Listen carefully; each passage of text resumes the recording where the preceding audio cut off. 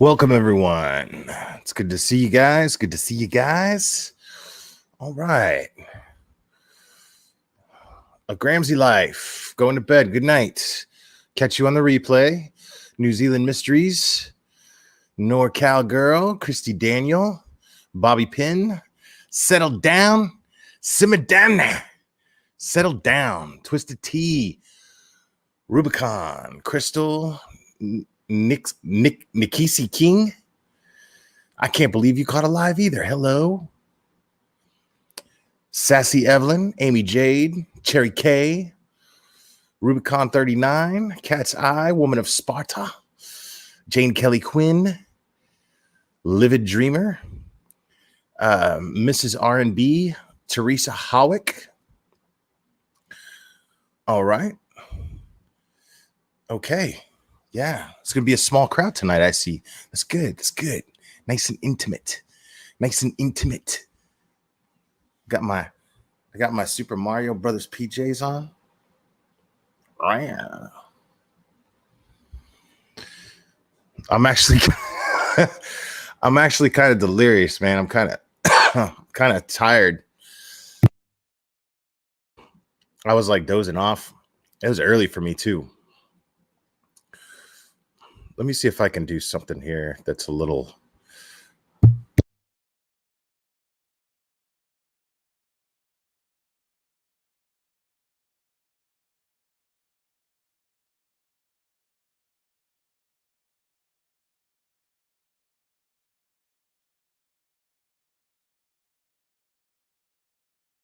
All right, yeah, that's a little better. I had to fix the lighting. The lighting was like, sorry about that. But I'm good. I'm good. I got my coffee. Good to go.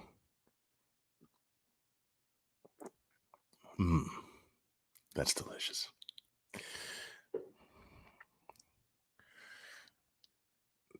Dude.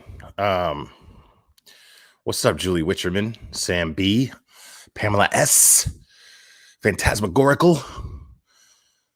I thought I saw, okay. Amethyst, Louisiana girl. All right. Okay, yeah, so earlier I went live early this afternoon. At least here in Tennessee, it was this afternoon. I went live at about 1:00 Eastern. And I discussed Chris McDonough, his interview with Candus Bly. And she took him to the swimming area where that Hunter, Candus's mother, meaning Summer's grandmother, and Summer all went swimming, and they so there's a lot of talk about what went on there, because there's some different stories coming from Summer and coming from coming from Candus and coming from Hunter. So there's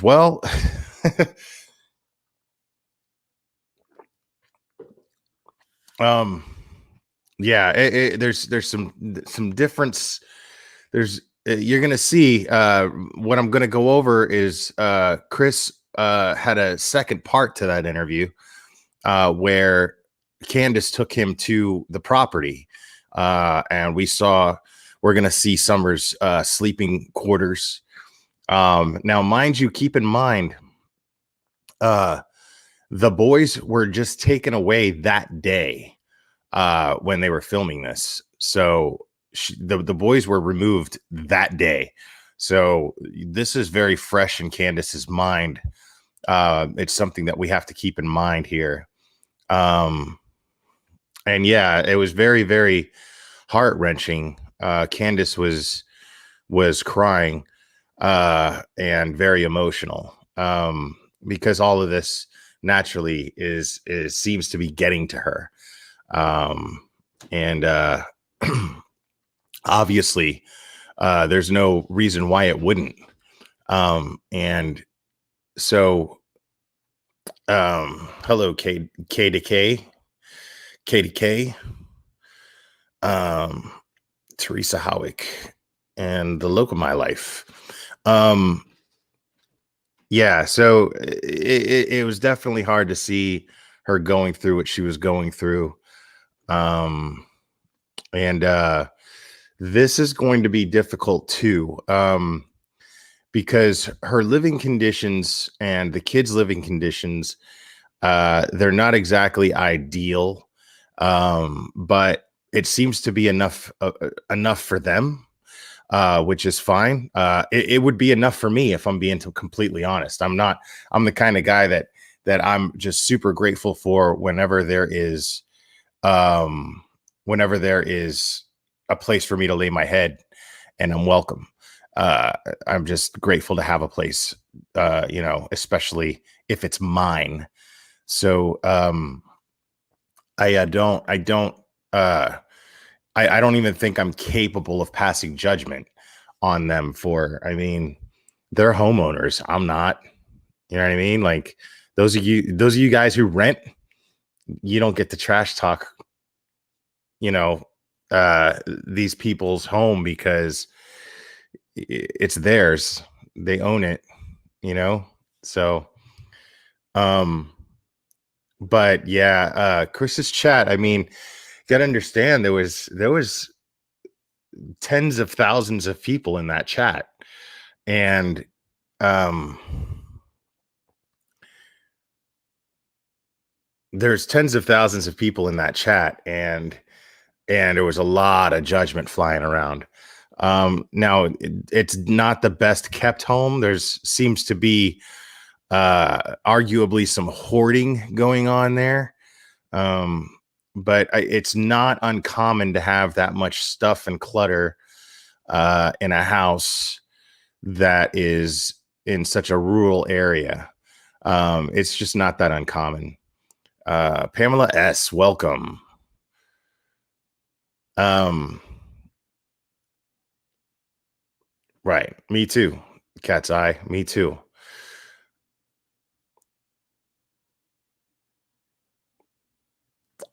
But so we're gonna go ahead and go over that stuff. Before I do, for those of you who count on me for um let's say factual updates on the Sophie situation, now that I've been put in a position to counter the misinformation that's been going on. Truth is, I'd rather not be talking about it at all, if I'm being honest. But unfortunately, there's a lot of people talking about it. And most of the people, I'd say 90% of the creators that are out there talking about it don't know what the hell they're talking about. And they're just throwing out rumors and misinformation. And so for those of you who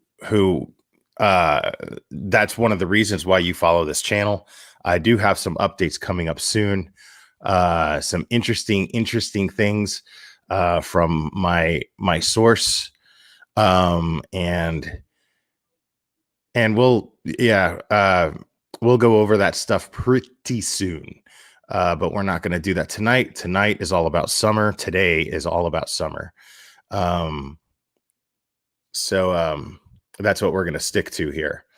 Let me go ahead and play that that second part of that interview. This is the interview room's Chris McDonough, who made his way all the way out here to Tennessee from, I think, Southern California, just to get just to be able to see firsthand the areas in which are in question. And what's amazing is I have to congratulate him here, because he got the best footage of this home that we've seen yet. There's no major or local media source that brought a camera crew over and actually saw the inside of the home. So it's interesting.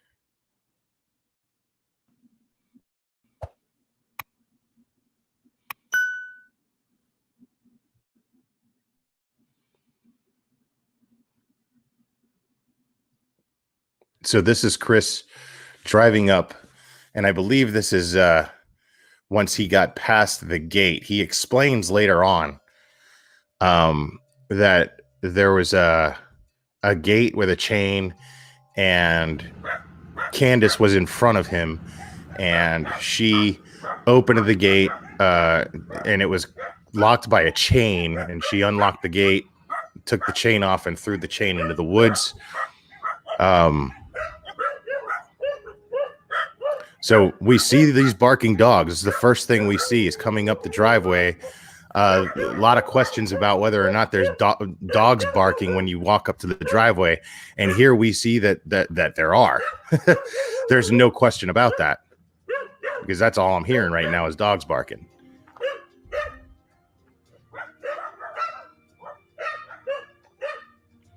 And the first thing he does is he gets a view of the terrain here, of what it's like. I mean, they're up on a hill, and it seems to just go downhill no matter where, you know.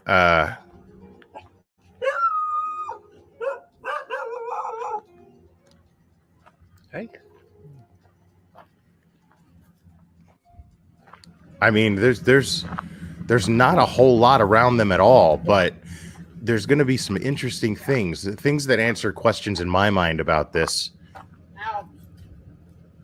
You know, I have much more respect for what you're telling me by standing here, and I got my little camera here, so. But I'm looking at this terrain, and I'm going, holy cow! She could have even. There's a million possibilities here. Yeah. Down there, and there's the road down there. Yeah, that's the road. And that's Grandma's trailer right there. That's okay. Grandma's little caravan. And this right here. Usually you can see the road because they have went through here and mowed and took down a bunch of stuff away from the power lines. Okay. But usually it's full up. You can't even see the road. That day, though, how was it? Was it full up, or was it like this? That day and a few days prior to that, they were working on this. Okay. So I've even come to a conclusion maybe one of them people have snatched it. Oh, interesting. Because they were all the way up here. Yeah, I see those. That's interesting what she's saying. I see the tracks down there. Yep. So there. They were all the way up here to my. He's pointing out that you can see there's a road that's not far from there. That's just down that hill right there. So through those little woods, it's not much forest, but through those woods right there. Now is it a lot of trees? Sure. But what I'm saying is the space between the space between, or the distance between the top of the hill where their property is and the road that's down there, it's not very far, because they can clearly see it. You could even hear the cars driving by. And so what Candus is pointing out is, the day that she went missing, they were working on the road. There were road workers working down there. So it's quite possible. She's even saying she's thinking possibly even one of the road workers could have snatched her. Okay. And you told TBI all this, right? I told TBI this, yes. Okay. And I love how he's making sure he's not looking for the scoop. He's not looking for exclusive information.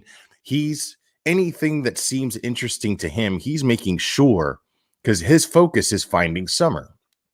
So what he's doing is he's making sure that anything that she tells him that seems noteworthy to him, he's making sure and double checking, just being thorough and saying, this is something you told the TBI, correct? You know, he wants to make sure that that law enforcement knows exactly what he knows. He doesn't want them to skip a beat. Cars going by. That is not far from your property. Mm-mm.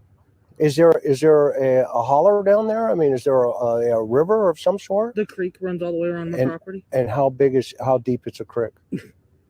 Okay, just so it's like an inch, inch or two. Okay. You'd be lucky to get wet enough to do anything. Okay.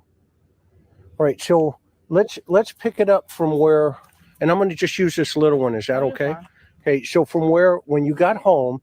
Now she's leaning. My mom's truck parks here. Okay, your mom's truck's right here. Yes. Okay, so she's leaning against the milk. Is she sleeping? She was sleeping, yes. Okay. From exhaustion from that day? Yes, she was Where I woke her up early, and she usually sleeps until 9, 10, even 12 o'clock if I let her. Okay. How did the milk bottles get rearranged? Hunter said he had them on the floor and then he put them next to him. They weren't Is on that no. Okay, so walk me through that. When we dropped them off, they were actually still on his lap. Okay. And he put them on the other side of Summer. Okay. So he reached over? Yeah, he set them over there by that.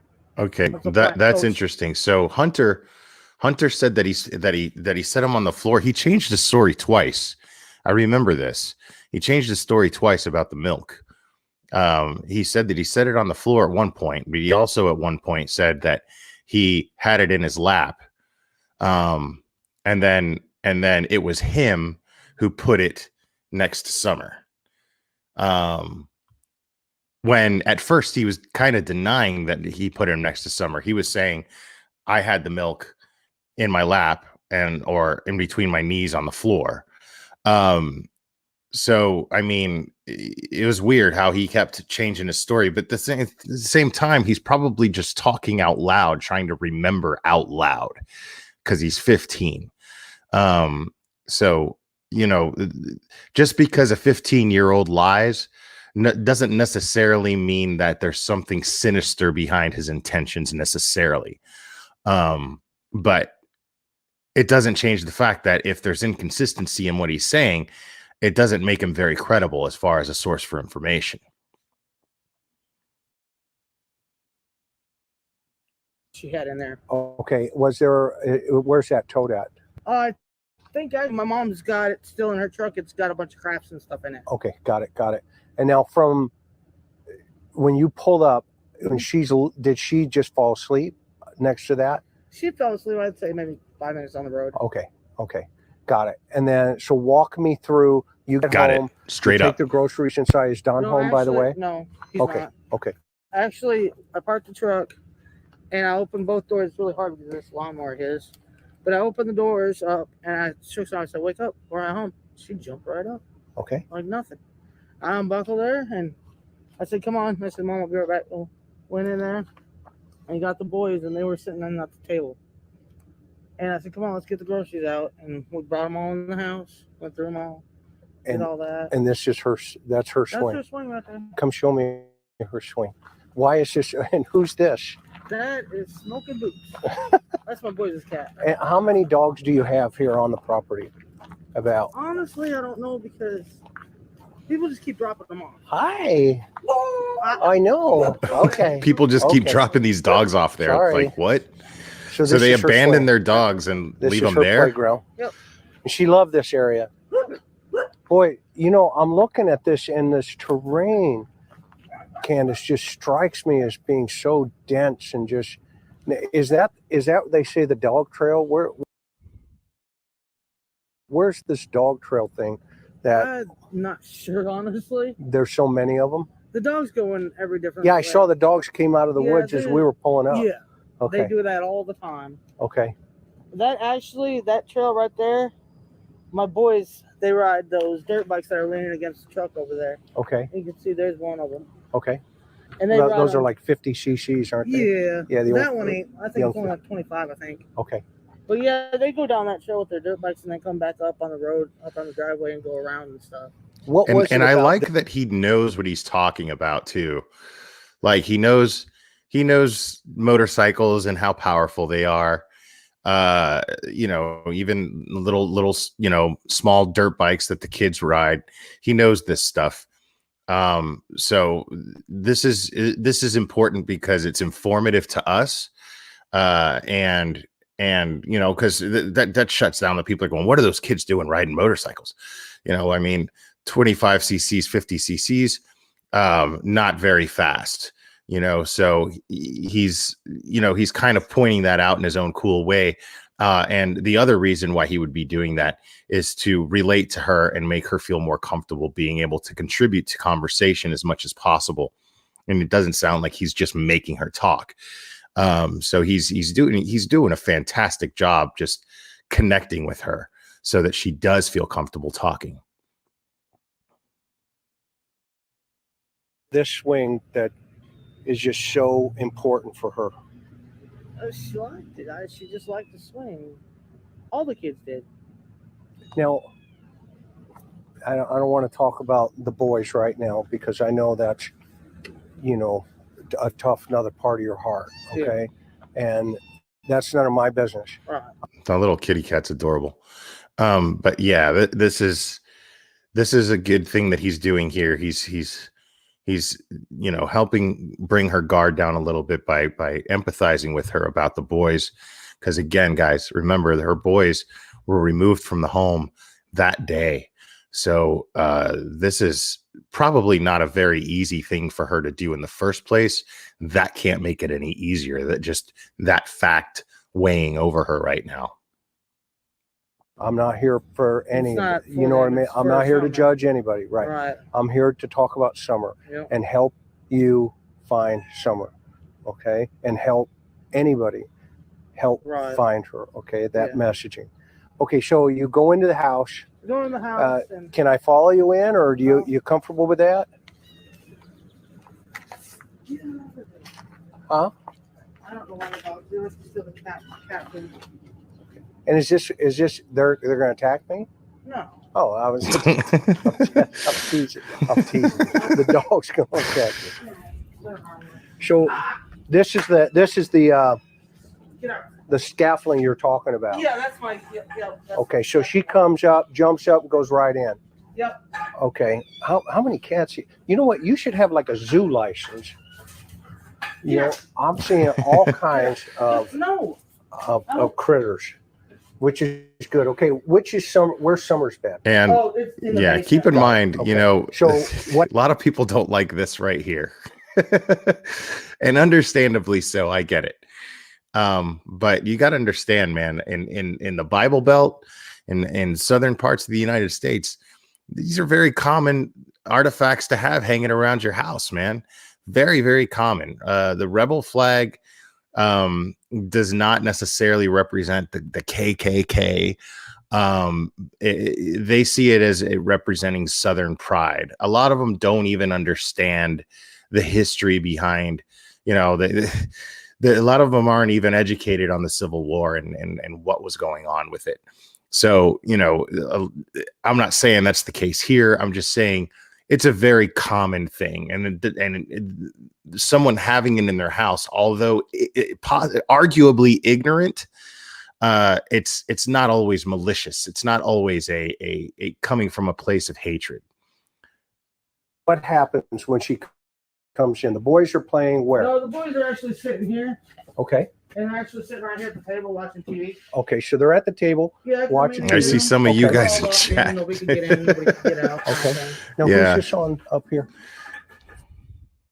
That's my little sister that's missing. Oh, that's Rose. That's Rosie. Oh, wow. Yep. Wow. And who's the guy? That's her ex-husband. Wow. Do you think he had anything to do with that? I don't know. Okay. Yeah, we don't want to go there. Can't say. He just blurted that out too. Like, that wasn't very tactful at all. But I mean, I don't blame him. It was kind of slick. She seemed pretty comfortable talking about it. Seemed like it seems like just as good a time as any to just say, "You think he had anything to do with it?" But she's like, I don't know. She didn't say no. She didn't say yes. She was like, I don't know. But she clearly doesn't really like to think about it. How's your mom deal with that? It's difficult. Yeah, I know. I know, right? So, okay, watching TV. Where's Summer? Summer, she was with me. Okay, so walk me through the that. place looks bigger on the inside than it does from the outside, doesn't it? Or is that just me? Put the groceries down, right? Yeah, well, we went back out and then even with all the clutter.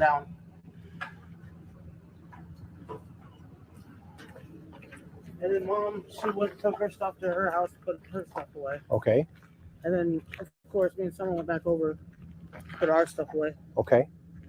You went back in? Yeah, me and Summer went back in the house. And then we were just doing normal stuff. Okay. Around the house like we normally do. And I come out, Mom was sitting there at the time I come out, and I'm standing here. Okay. I was like, what are you doing? What are you staring at? She's like, these plants, I got to get them transplanted.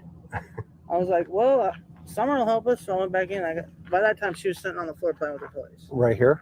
No, in the kitchen where we were just at. Okay. She was actually, Now, her saying Summer will help us. I mean, I'm wondering if that is just her, like, because the way that she seems, yeah, grandma's place is close. I like that little caravan. I wouldn't mind living in one of those myself. I don't care. I would totally rock one of those. If you all saw the movie Snatch, like Brad Pitt's character, he was like a gypsy, a pikey, and they all lived in this like a very similar property, but everybody had little caravans like that. And they lived in them. So those are like little mini trailers.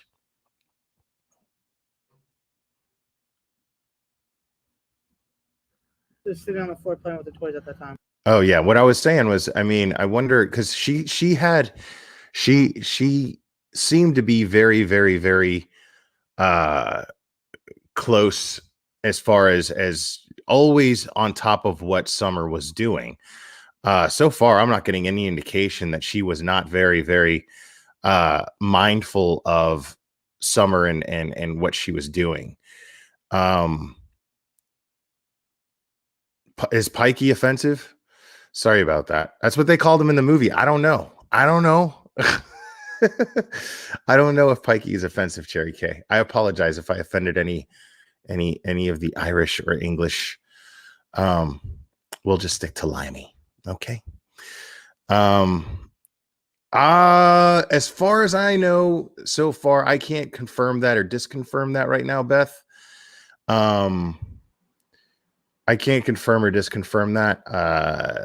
I heard a rumor, like I saw some Australian creator do a little video saying that, and she even said it was a rumor that Dawn was no longer living on the property. And if that's the case, because like if you listen to J.S. for Justice's interview with Dawn about when the kids were removed, he said something about the reason why the kids were removed, the boys were removed, was because he got upset and he got drunk and pretty much acted a fool. And we don't know to what extent. We don't know what he did in detail. At least I didn't hear the entire thing, so I don't know for sure. But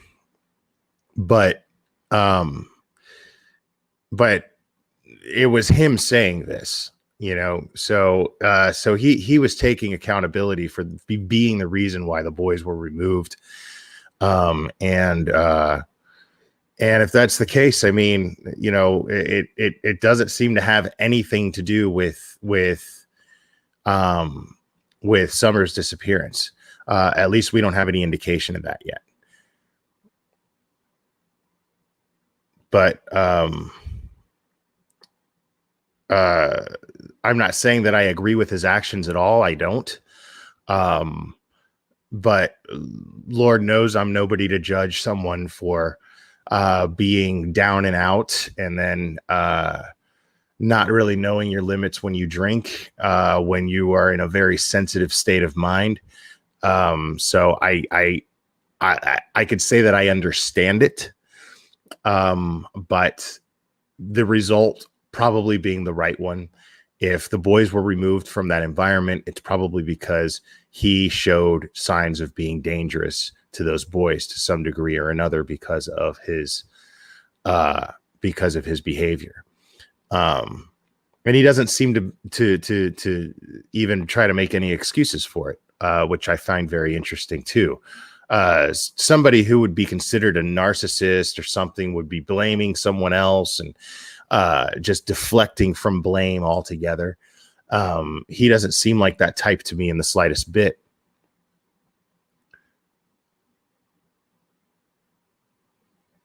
Right. That's basically what I just said, Susie Carter. So DCS got Candus and the boys a 3-bedroom apartment. Wow. Don can't have contact. He got drunk and violent as why they were taken. Not confirmed, alleged though. Well, That's a good thing in the sense that if it turns out that he did get drunk and violent, it's probably a good thing that he's separated from them at the moment. For the moment, it's probably a good thing that they're in a fresh, clean apartment, and they're probably very happy there right now. As happy as someone can, as happy as a mom and 3 boys can be in their current situation, at least. So, welcome to DCP Aussie.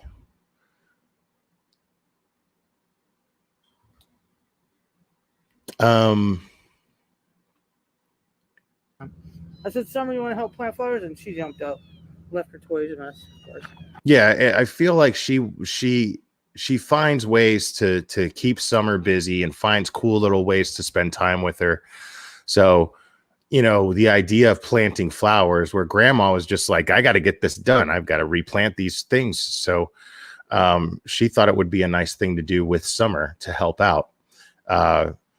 Like, I like that Candus thinks of things like this. That's cool. Yeah, Then we walked that's over what kids do.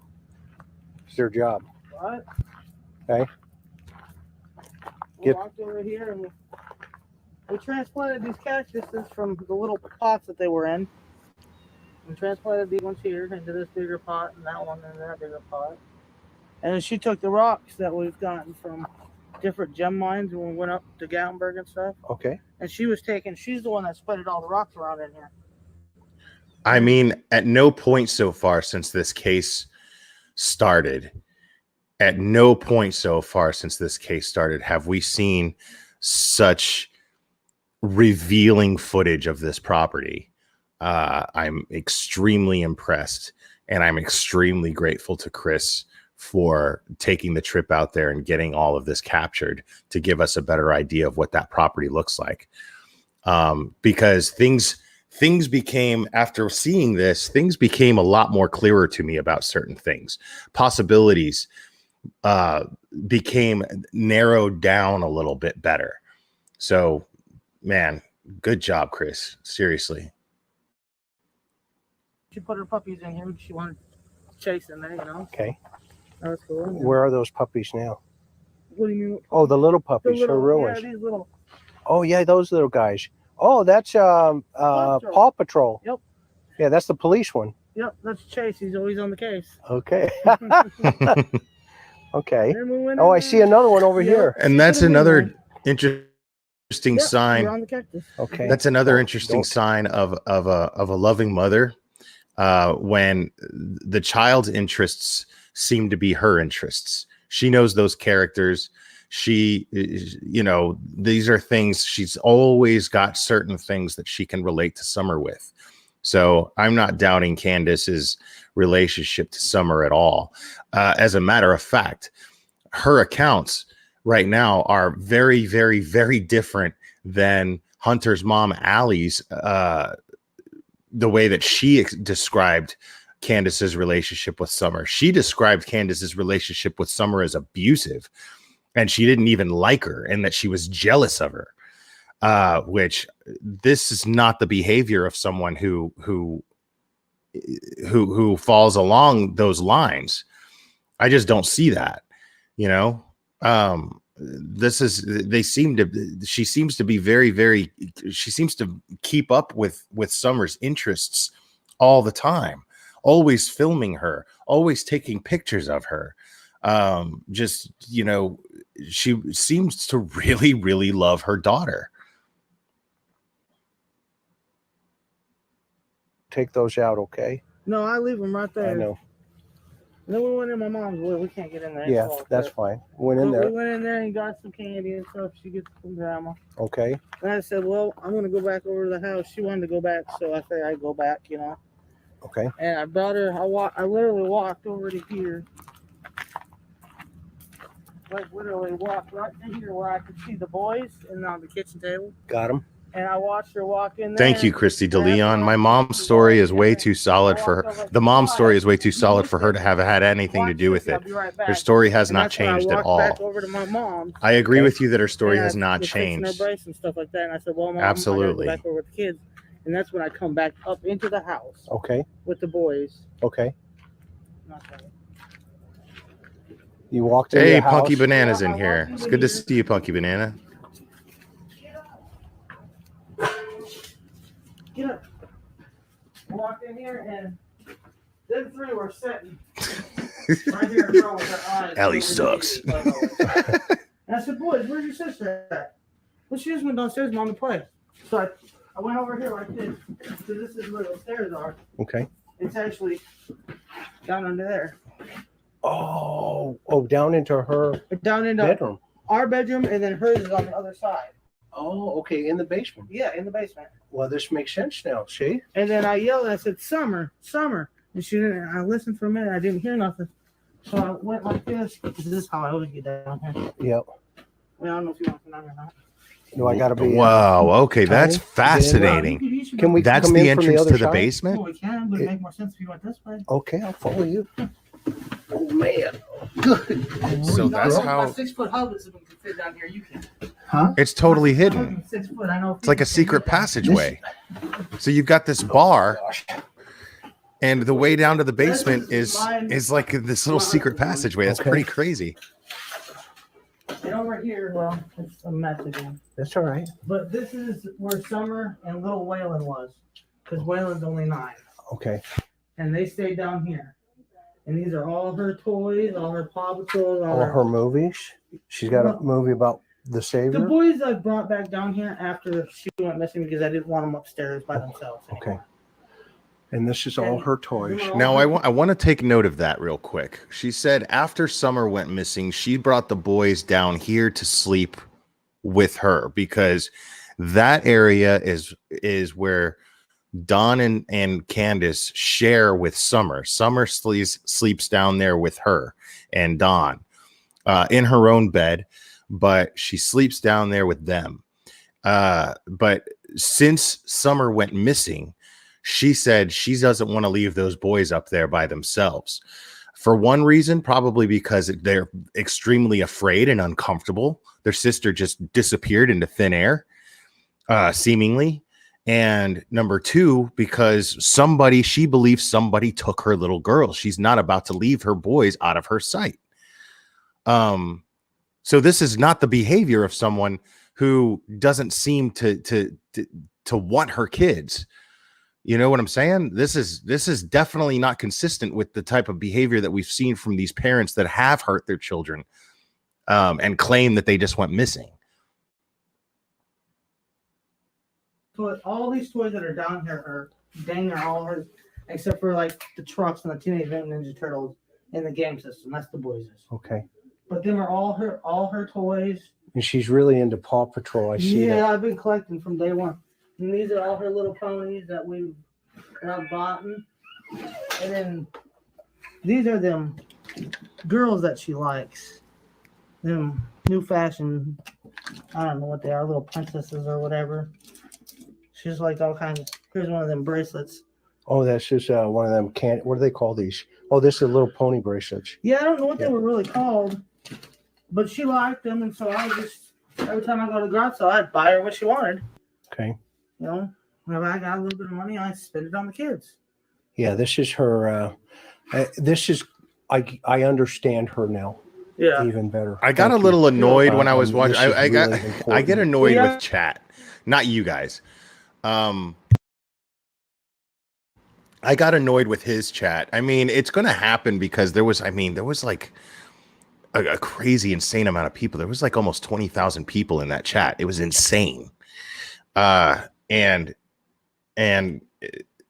I thought it was interesting because somebody, like earlier when you see they have a really big flat screen TV upstairs, and somebody was like, oh, look at that, priorities, and made some snarky comment.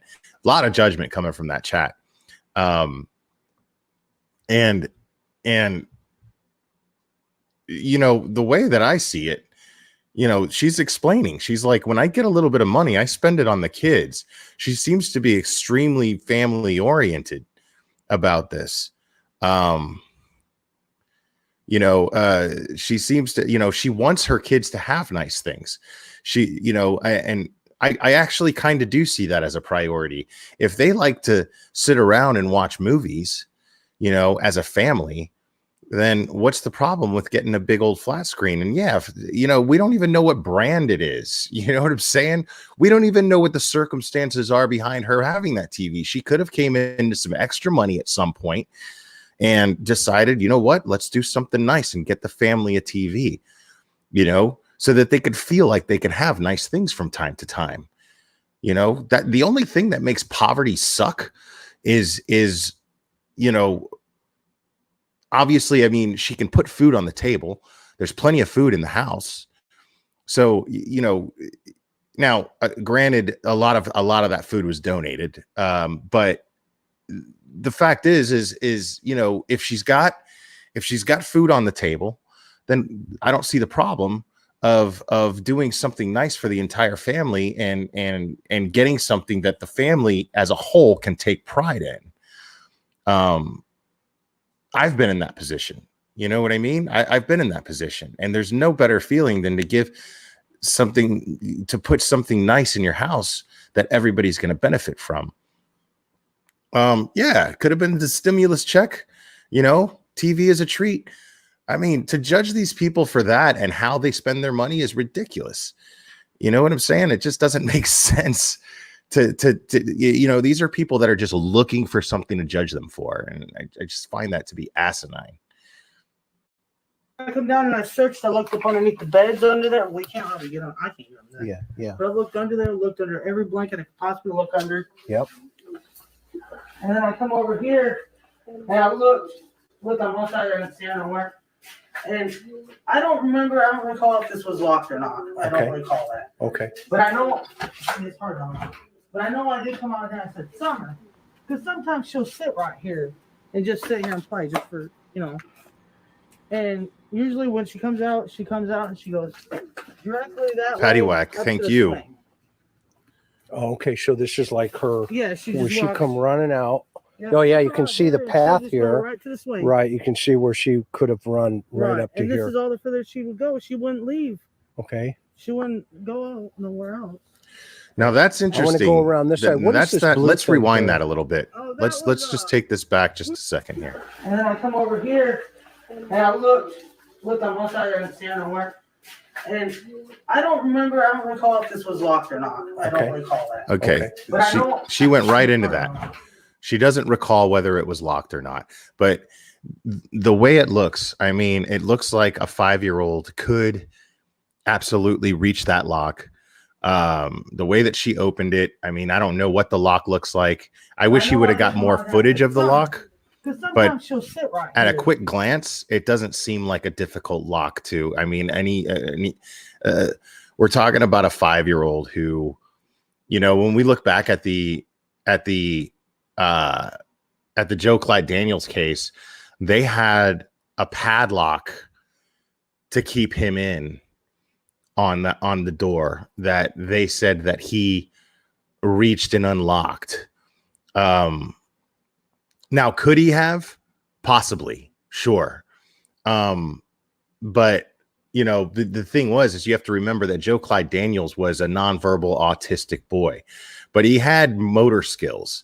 He had certain motor skills. We saw the footage. We listened to his occupational therapist that worked with him.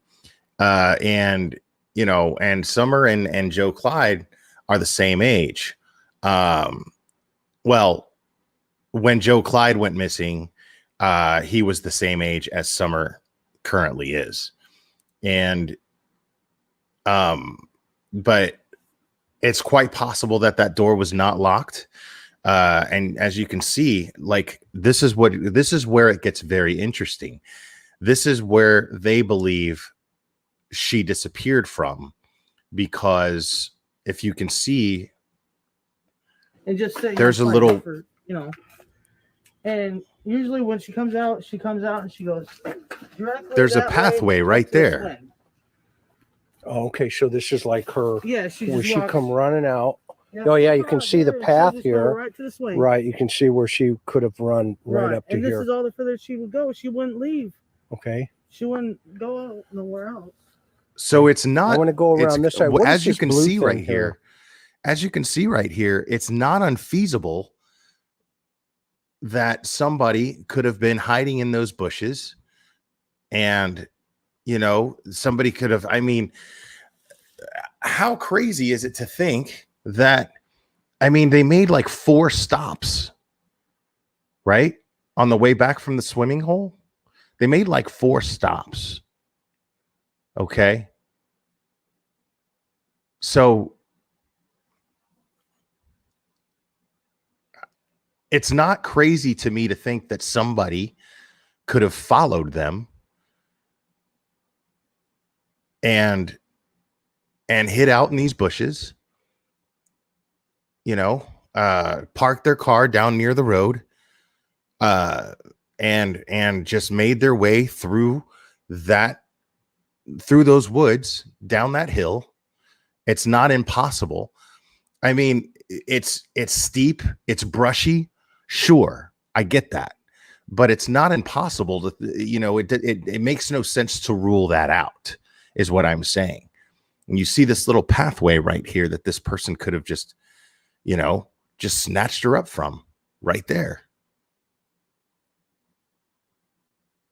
Oh, that was we were putting trash in it. Okay. And we did have a trash man at the time, but he stopped running. Oh wow. I gotta lock this. Okay, I'm gonna film around this side.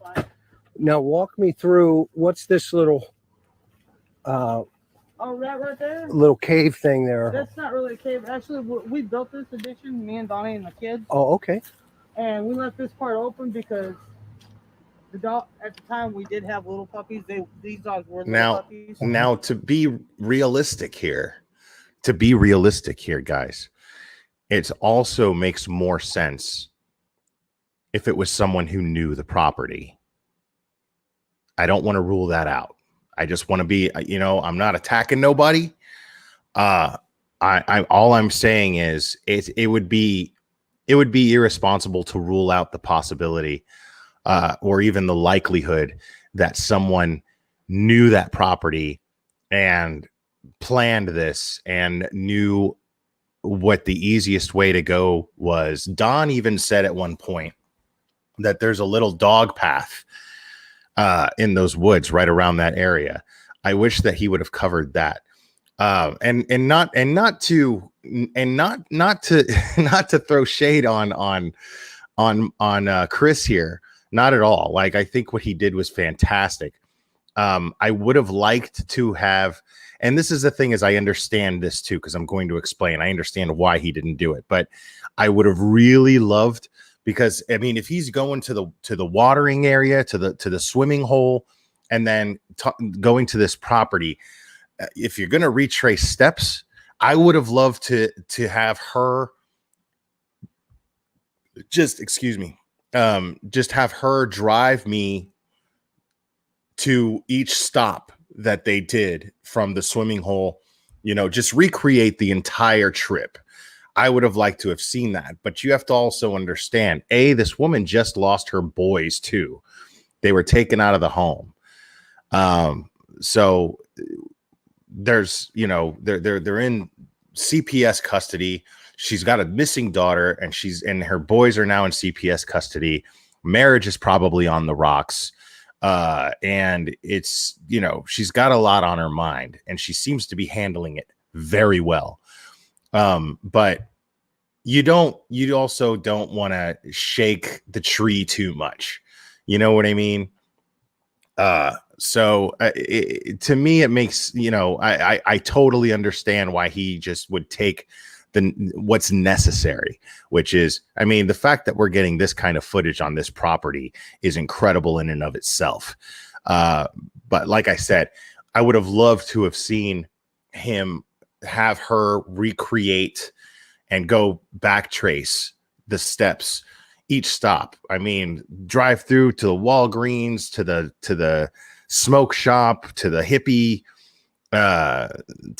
house, Sonic, all of it. I would have loved to have seen that, but it's a lot for this person. It's a lot for this mom, you know, so I understand him treading lightly. And we let them go under there. They would run in and out of the bricks over there. There's actually 7 pups up under there now. Okay. And it's always been open like that.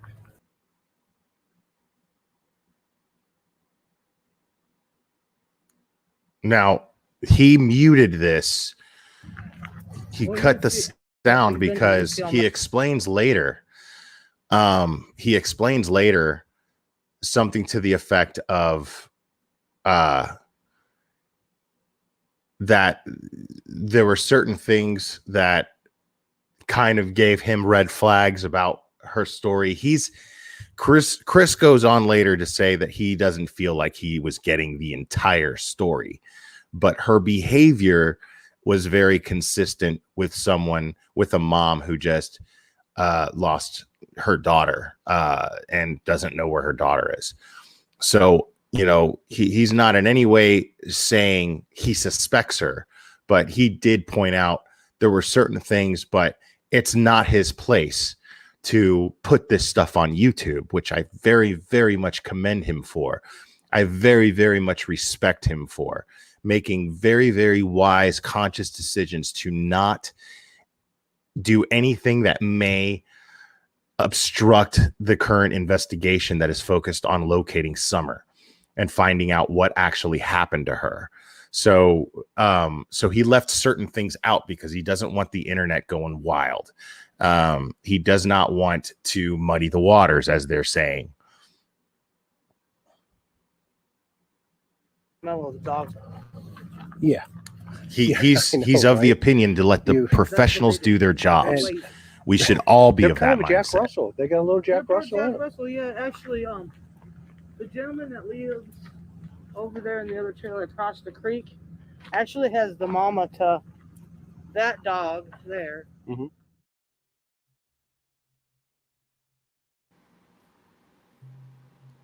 And here we still have muted conversation here. So he's definitely getting some footage here. I mean,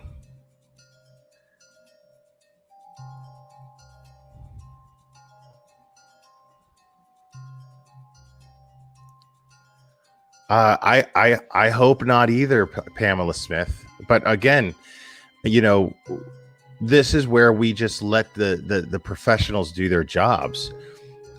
This isn't about saying, you know, they did it or they didn't do it. The focus just needs to stay on where. Now, what's this little shed over here? Oh, that one there? Yeah. That's where Donnie keeps all his tools. Got it. Hey, can I go look? No. You can go look, but it's a mess. No. Okay. No, it's up. Okay, that's fine. Nothing in there. Yeah, no worries. I don't want to get in. I don't want you to get hurt. Well, and you know what? I don't want other people to. I don't let my kids in there even. Yeah, no problem. Not a place for... I totally respect that. That's not an issue. But I mean, you got to understand, he's former law enforcement himself.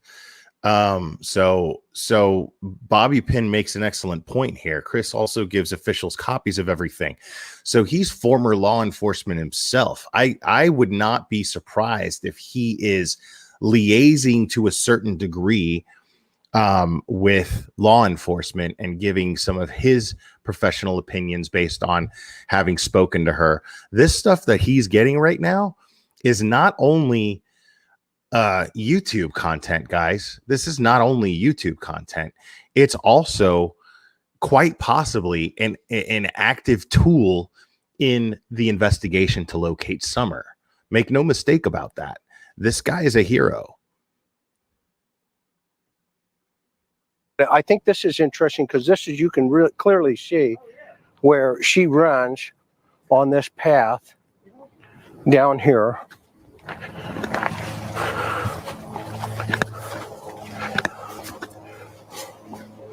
It's not the prettiest house in the world, but... Huh? I said it's not the most beautiful house in the world. You know what? It's a house. It's a you know what? Yeah, man. It's your house. You know, Who gets to say that? A lot of God people forbid, don't get to you say know, that. It's yours. anybody judge you should absolutely take pride in it. for having a bad house. You know, I mean, it is what it is. At least you're putting food on the table Oh, have you and seen the food? trying to do your best. And you got a boat? I saw. And then this is over here. This is where you do your fire for the kids. That heats the. Is that an old generator? Yeah. Does it work? No, did it at some point? It worked. No, that thing's sitting out there. As much as it rains here in Tennessee, that thing is not working, that generator. I guarantee that it doesn't work. But it's interesting that yeah, also good point. Yeah, he's a liaison for the Cold Case Foundation. And no slobs in that organization, right? I mean, cold cases, man. This guy spends his time trying to like solve cold cases, and he's retired. You know what I mean? The guy's like, I could still walk. I still got breath in my lungs. I'm not senile. I can do stuff. I could still do stuff. This is a guy who is a guardian at heart. You know, that's what I'm getting from this guy. He is a guardian at heart. It's in him. It's who he is. It's not something that he does. It's who he is. And, you know, retirement's not going to stop him from doing things that he needs to do and doing duty as he feels needs to be done. But now it's on his terms. He's earned that.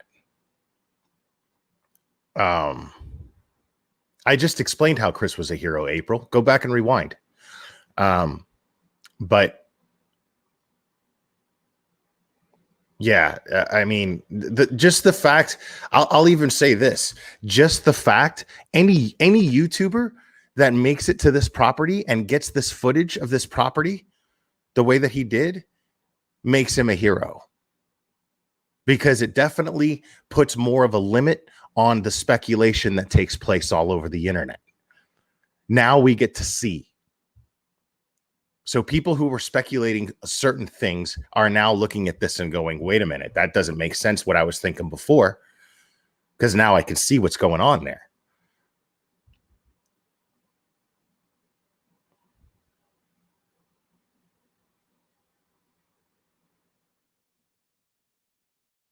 Worked like over 14, 15 years ago, way before I was here. Old school bus, you gonna turn that into a camper? That was my mom's plan.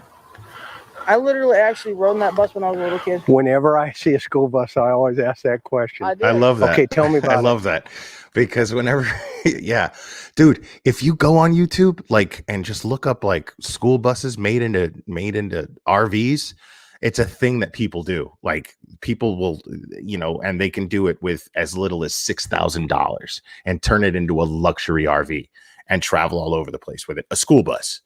People do it all the time. My buddy was thinking about doing it. He was obsessed with the idea for a while.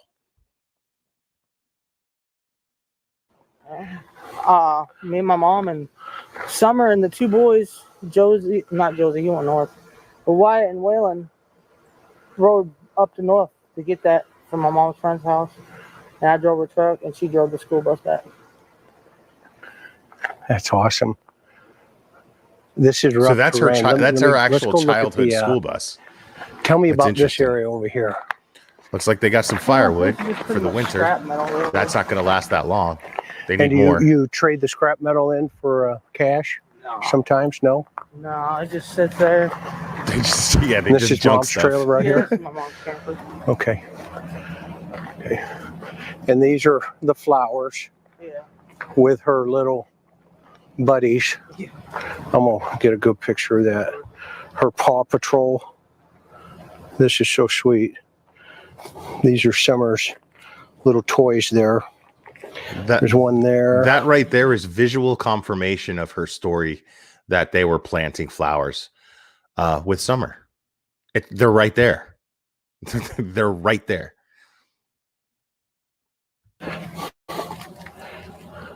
Then there's this guy right here. Then this is Casey on the case.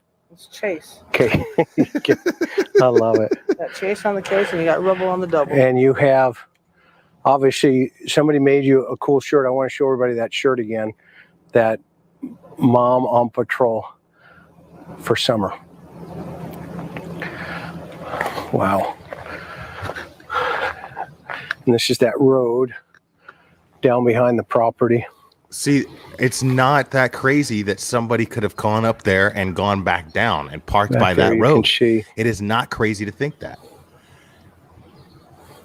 So, And just Miss snuck Candus, behind the house. while I'm out here, is there anything that you feel is important that you'd want to tell the world that I haven't asked you, that you want to let them know?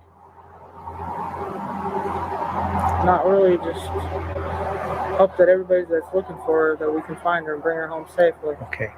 She was very precious to me. And the authorities are working. And notice that comment right there. You guys remember when that reporter asked Letitia Stock a very similar question? Do you guys remember what her response was? Letitia Stock was just like, I just hope that this will shut everybody up on the internet. And Gannon, I hope you can come home soon so you could tell everybody how wrong they were about me and blah, blah, blah. Like, now, yeah, I don't put Mama Jane Star. That's also usually a big red flag for me too. Patty Whack as well. You know, that's usually a big red flag for me. But the thing is that she has already explained, and Don has already explained, they don't have much hope.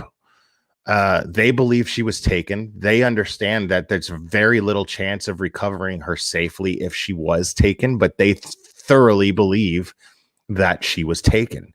So that could just be a coping mechanism to try to prepare themselves for the closure that they think is possibly going to happen, that is likely going to happen. So that's something that we have to keep in mind. But I agree with you. There's most of the time when I hear a parent refer to their missing child in a past tense, it doesn't sit well with me. But most of them are not, you know, open about the idea that, well, you know what, we think she was taken, and we know that these things don't end well, you know. So do I personally feel like they should have more hope? Yeah. I mean, I would. I would try to make it a point to not refer to her in a past tense for that reason. Not because it would make me look guilty, but because I just don't want to put that energy out in the world. You know what I mean? I'm paranoid like that. Like, don't even kind of coming from a place of, I don't even think about that, you know? But they seem to be like, I mean, think about that. She's already been through this with a sister, you know? She's already been through this with a sister. So, I mean, at this point, she's probably just like, you know, I mean, I'm not going to sit here and rack my brain and put myself through all this torture. Right. Cherry K, that's a great way to put it. You know, she's just protecting herself. Is a very, very solid theory as to why she's referring to them as referring to her in a past tense. Right. Like I said, Julie Christian. Yeah, she's been through this before. She's probably just like, I'm not, you know, I'm just going to save myself all the heartache, all the heartbreak, you know, and just come to the worst conclusion in my mind. And if she shows up, then I'll be that much more ecstatic that she's here. You know, she's probably, her and Don are both probably just preparing themselves for the worst. Working hard on this. Yes, from what I understand, yes. Okay. And, you know, we're going to let them do their job. Yes, sir. Right? That's right. And you're cooperating, obviously. Yep. Okay. 100%. Okay. And now there is a rumor about these polygraph tests. Clear that up. All right. The first one that I took, and I didn't really take it because they kind of threw me in the back of the squad car, so I was really upset, and just I was crying my eyes out. Okay. And so when I got up there to the courthouse, we tried to do it, but I couldn't do it. Okay. So we waited a few days, and then I went back and I did it, and I passed it. Okay. So that was that. Okay. And then what about the rumors of this relationship situation with Hunter? Are you crazy? I got a husband and 4 kids Okay. that I love to death. Okay. Okay. To me, Hunter was another one of my kids. Okay. That's how I felt about any kid. Okay. Now, when I was on the phone with you yesterday briefly, Yes. you said he got the story out of order.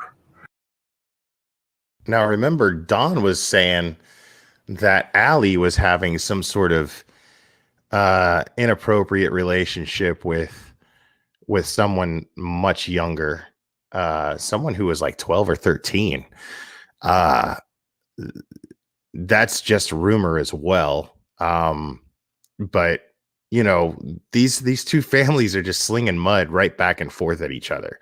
So, this is why we need to ignore these rumors. This is why these rumors don't get us any closer to trying to understand where Summer went. No matter how much we try to rationalize that in our mind, they just don't, man. Having knowledge of these things, it makes things less hard, less easy to see. It makes things, it clutters it clutters the clarity. By putting stuff in our minds and trying to understand these personal little details between this family feud, because it really doesn't seem to have anything to do with anything. She dropped off Hunter at home, and that was it. Then they went home, and she was home there. She's not trying to pin anything on Hunter. You know what I'm saying? She's,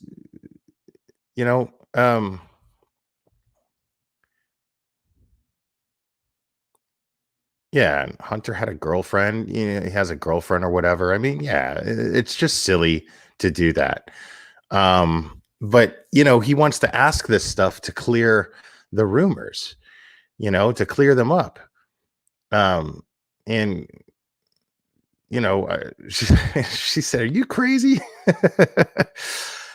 So I don't blame Chris for asking, just to shut everybody up that's just flying around with crazy speculations, man.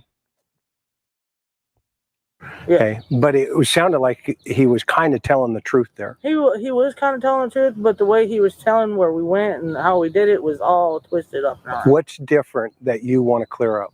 Well, because when we left from the emergency room, we went straight to the smoke shop, and that's when I got the cigarettes and stuff like that there.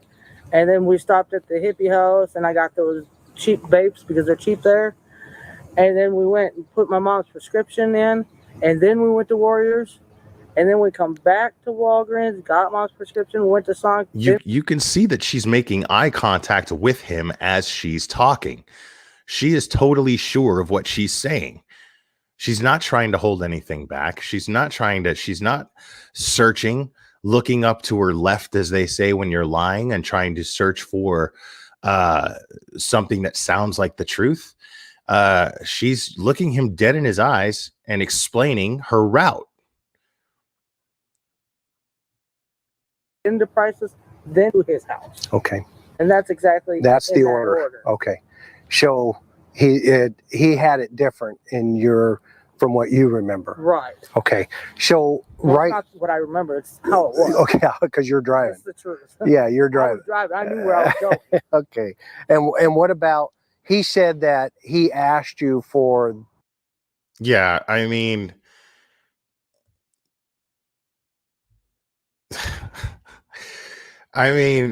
Danny, all due respect, I appreciate you leaving the comment in the chat, but come on, you're reaching now. We're talking about BTK here. If you guys know anything about Dennis Rader, it's not even a comparable situation here. Not at all. Yeah, he had a wife and a family, but even Dennis Rader didn't do anything to his own family. But we're talking about a guy that operated for, I think, something like 40 years. Like he just stopped. He stopped for like something like 10 years or something like that. I don't know exactly how long, but I know that he was active for a long time and then just stopped and just focused on his family. And then, uh, and then goes back to it. And the way that he was caught was he sent a disc, I think, or something like that, a computer disc that had a digital footprint of his church that he was one of the directors of, and they were able to trace that disc back to that church's computer. That's how he got caught. But right, Thieves Z, exactly, he did. I mean, Danny, like, I get what you're saying. You're saying, yeah, you never know, but dude, that's way too much of a stretch. I'm not gonna just let that comparison just fly. That's sorry. The T, and that you gave him a T. He didn't ask me for nothing. Okay, I'm just. He asked me for a Mountain Dew. Okay. I got him a Mountain Dew. Okay, where did the orange crush come from on the seat with Summer? That was my mom's.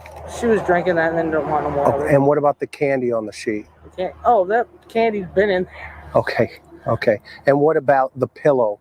The pillow? What pillow? Oh, she's sitting on a pillow. She's sitting. Oh, Mom gets mad because if the kids get in their wet bathing suit and stuff, so I just put the pillow underneath her so Mom wasn't complaining. Got it. Okay, okay. Good. So I mean, that makes perfect sense. Time frame here between this trailer and that truck is nice, dude. Y'all see that house? Within, I mean, that's a nice. What is that? A Suburban? That thing is nice, dude. You said 2 to 10 minutes, maybe. No, 2 to 5. 2 to 5, and then she goes in, and now she's gone. Oh. What do you think happened? I don't know. Where would a suspect have been, in your opinion, in this? My opinion? Yeah, in this area. They could have been sitting anywhere. They could have been sitting over here, just off the little edge right here, or where the bus is, that little bushy area right there. They could have been sitting right out here. Yeah. And okay, come show me. I mean, that's right. And I just recently found out. I mean, somebody could have been squatting in that bus. Think about that. How often did they actually go out to that, like, explore that bus? That bus is way down deep into that brush. Somebody could have just been squatting in that bus overnight and then took Summer. I mean, there's all kinds of possibilities. This area makes so many possibilities possible. Just being able to see this with our own eyes right now. That there was like, I guess he's a child molester. Okay. That lived like literally 8 minutes from my house. He can literally walk from his house into my house within 8 minutes. Okay. And like that bushy area right there, you can't really tell if anybody's crouched down there or anything. What do the authorities think? I don't know what they think. I really don't. Okay. Yeah. I love this swing. That's also that can also be telling, guys, right there.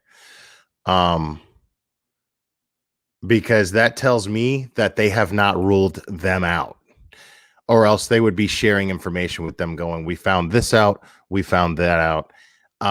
They would be keeping the parents up to speed as to where their search is for the child. So that tells me that they have not ruled them out, just like they've told us in press conferences, just like they've told us in updates that they've told the press. Nobody's been ruled out here. So we've got to keep that in mind as well, guys. I mean, I'm not slinging mud at them. Lord knows, you guys know me, that I've been very fair with them. But let's be honest, if we're looking at this and we're looking at law enforcement and how we've known them in true crime cases to deal with situations like this. So it would be it would be naive to think that, you know, that's not a little bit telling, is that they're not sharing any information of their investigation with neither Dawn or Candus. She's like, I don't even know what law enforcement thinks. And yeah, they could just be playing it safe just to play it safe, you know. But they don't have any answers yet, it doesn't seem. And somebody in chat earlier mentioned that they have an attorney now. I don't know what kind of attorney they have. I think it has something to do with their children being taken away. But because that's what I heard. I heard that I in the video that I saw where they were explaining that J is for Justice was featured in the video that I saw there, they were explaining that they now have an attorney. But they were explaining it during the course of the explanation of them going to juvenile court. Or maybe it wasn't that footage, but I know I saw some news footage about that. Right, exactly. Lyric Stone. Just because they have an attorney, it doesn't mean that they have a criminal attorney where they're telling them to shut up and quiet down now. Like we don't know.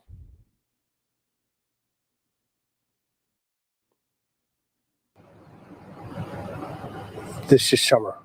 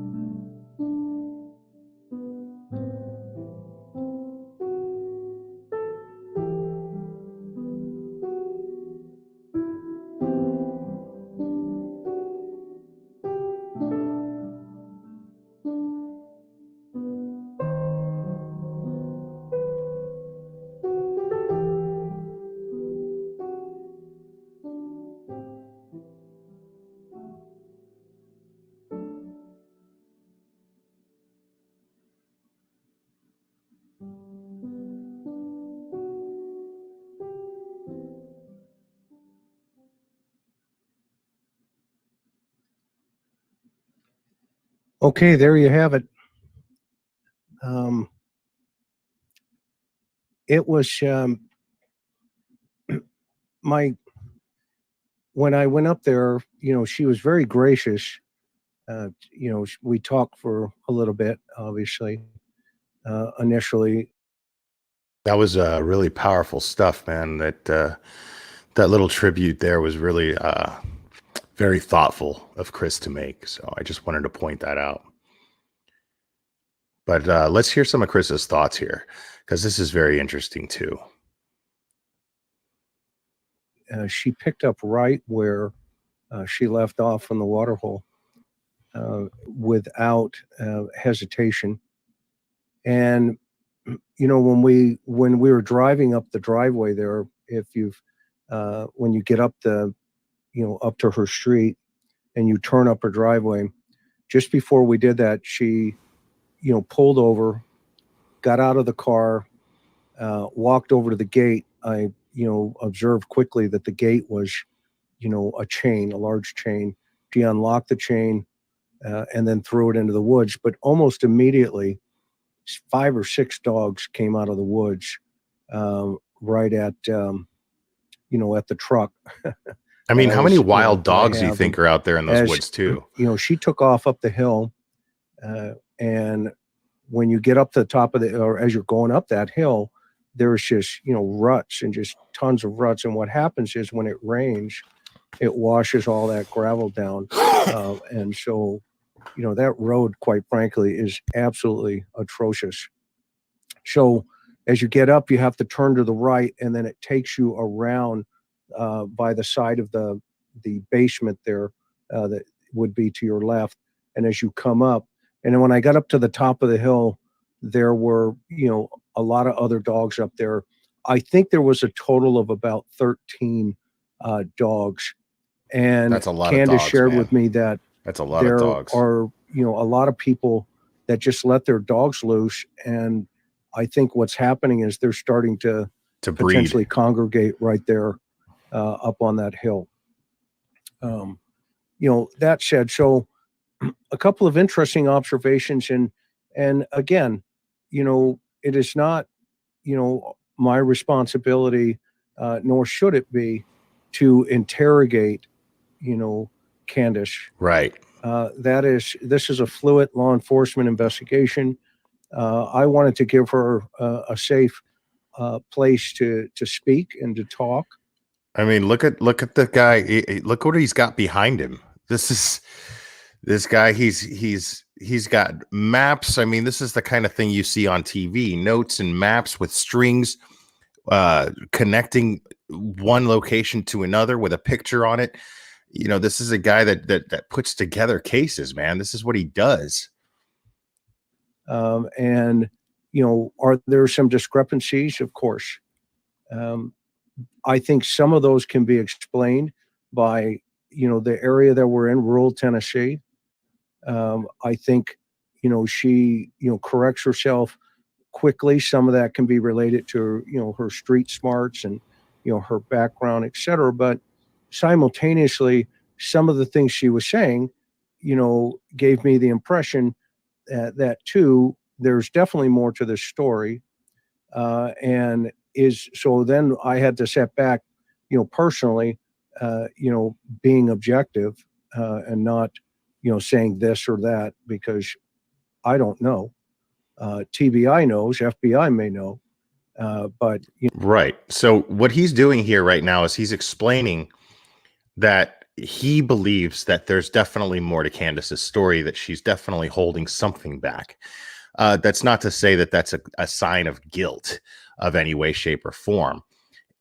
He's just saying that it raises more questions now. But he's also explaining that he's not charged with the responsibility to get to the bottom of those things. There are already professionals, colleagues that are charged with the responsibility of doing that. Agencies, TBI, FBI, very, very capable investigators are already charged with the responsibility of doing this, not him. So he's only there to just clear up some of the rumors and do his part as a YouTuber and what he does on social media to contribute his professionalism, to apply his professionalism to help, make things easier for law enforcement to do their job. Those that are charged with the responsibility of getting to the bottom of what Candus says or does not say.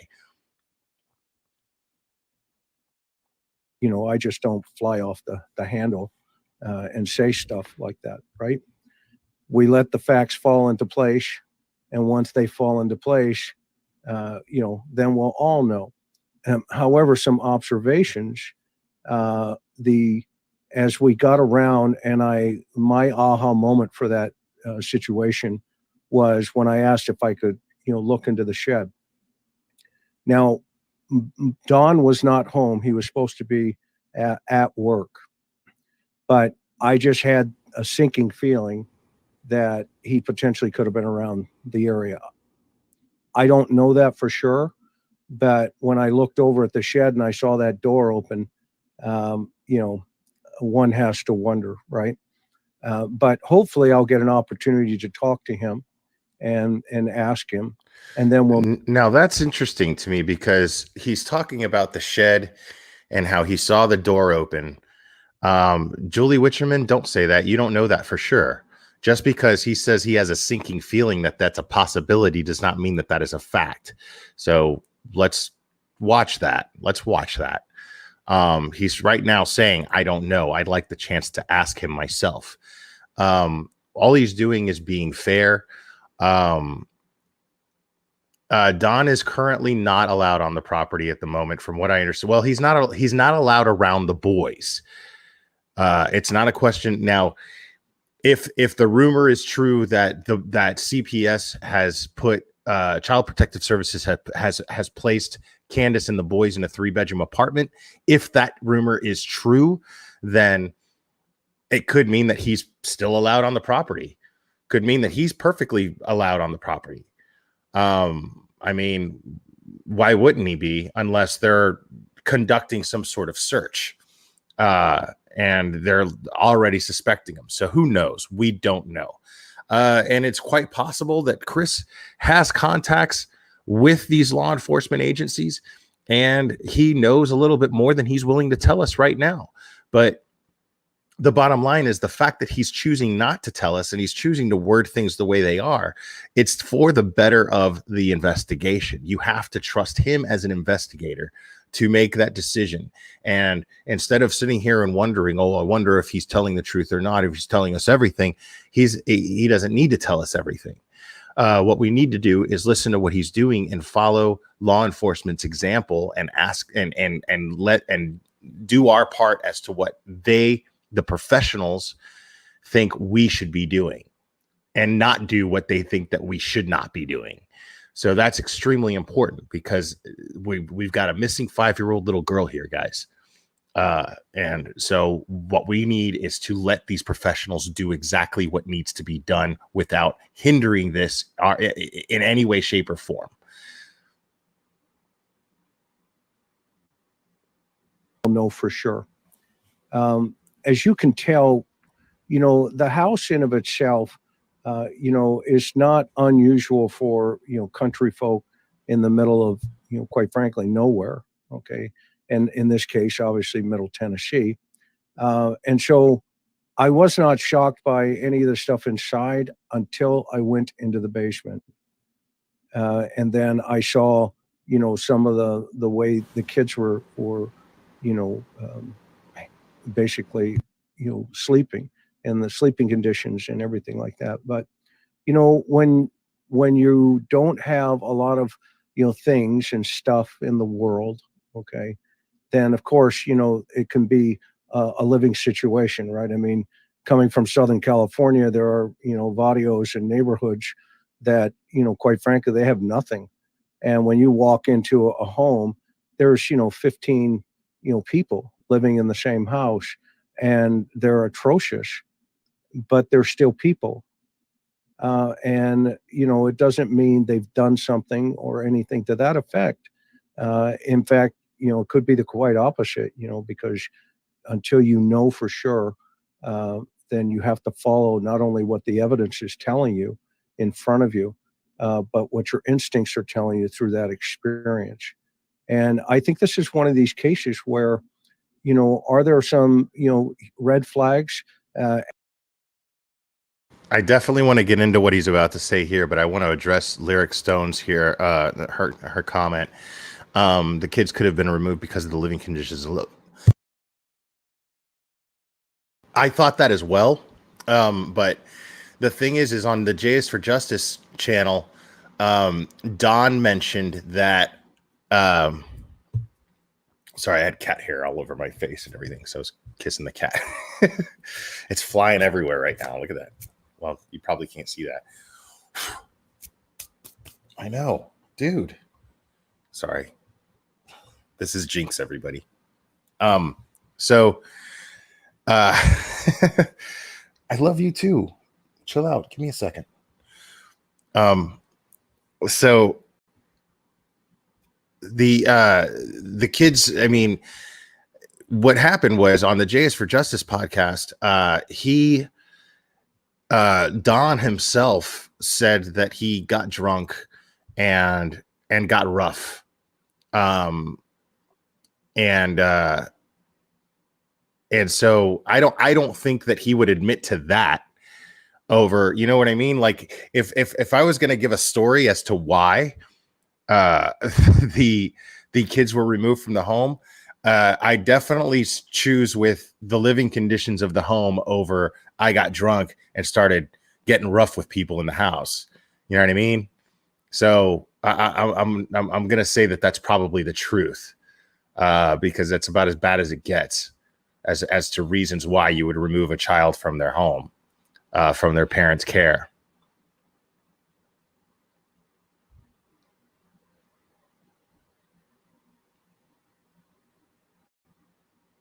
Absolutely. A lot of them. Okay? I'm not in a position right now on YouTube to throw out what those are. You'll hear as I was walking up the side of the house, I muted out a conversation. And so those are the kind of things that investigators who are fluid on this case with the pure intent of finding Summer Wells. And that's what we're trying to do. Help Summer by helping her parents. And if that changes in relationship to what they may know, or somebody may have more information or done. Grandma's not on the property. The trailer was locked after we talked, confirmed those types of things. That distance between the house and the trailer is no less than probably 50 feet. And then when you come in and you go into the house and you turn to the right, and then you go around that little bar area, and she called it a bar area because that's what Don calls it. There's a cutout there. And as you saw, it's a very narrow passageway. It's probably 2.5 feet wide, maybe a little bit wider. I mean, I'm not a small pumpkin by any stretch of the imagination, but I was able to get in there, and it was a set of staircase that went straight down. And as you, yeah, let me address this comment here. Then why does Ellie not think that she was taken? We don't know if Ellie doesn't think that she was taken. We don't know what Ellie thinks yet. So this is the kind of thing we have to be careful with. We have to be careful with this sort of thing, because you drop this in a chat with even only like 185 people like I have right now. I mean, even that little bit of people, even compared to 20,000 people that he had in chat, this is, saying things like that puts ideas in people's heads, and then they repeat it, and then rumors get started. So we've got to be real careful about that. Carrie's 2 cents. Yeah, I know you didn't mean anything by it. I'm not trying to call you out. I'm not trying to attack you in any way, shape, or form. I'm just, but when I hear comments like that and I see comments like that, I have to point them out. Because I think as a YouTuber, the responsible thing to do is try to contain rumors and be able to separate rumors from fact. So, and that is obviously just a rumor, because we have no idea what law enforcement knows and what they don't know, what they think or what they don't think.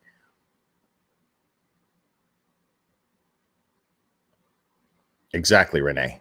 Thank you very much.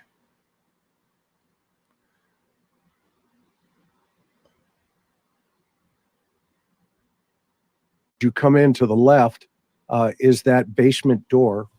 And I immediately observed whether or not a child could reach up. I didn't say anything. A child could reach up and flip that lock. And I watched her open that mechanism. And, I'm not convinced that a 5-year-old couldn't have done that. But I'm not convinced she did do it. So, we'll just kind of let that take its course.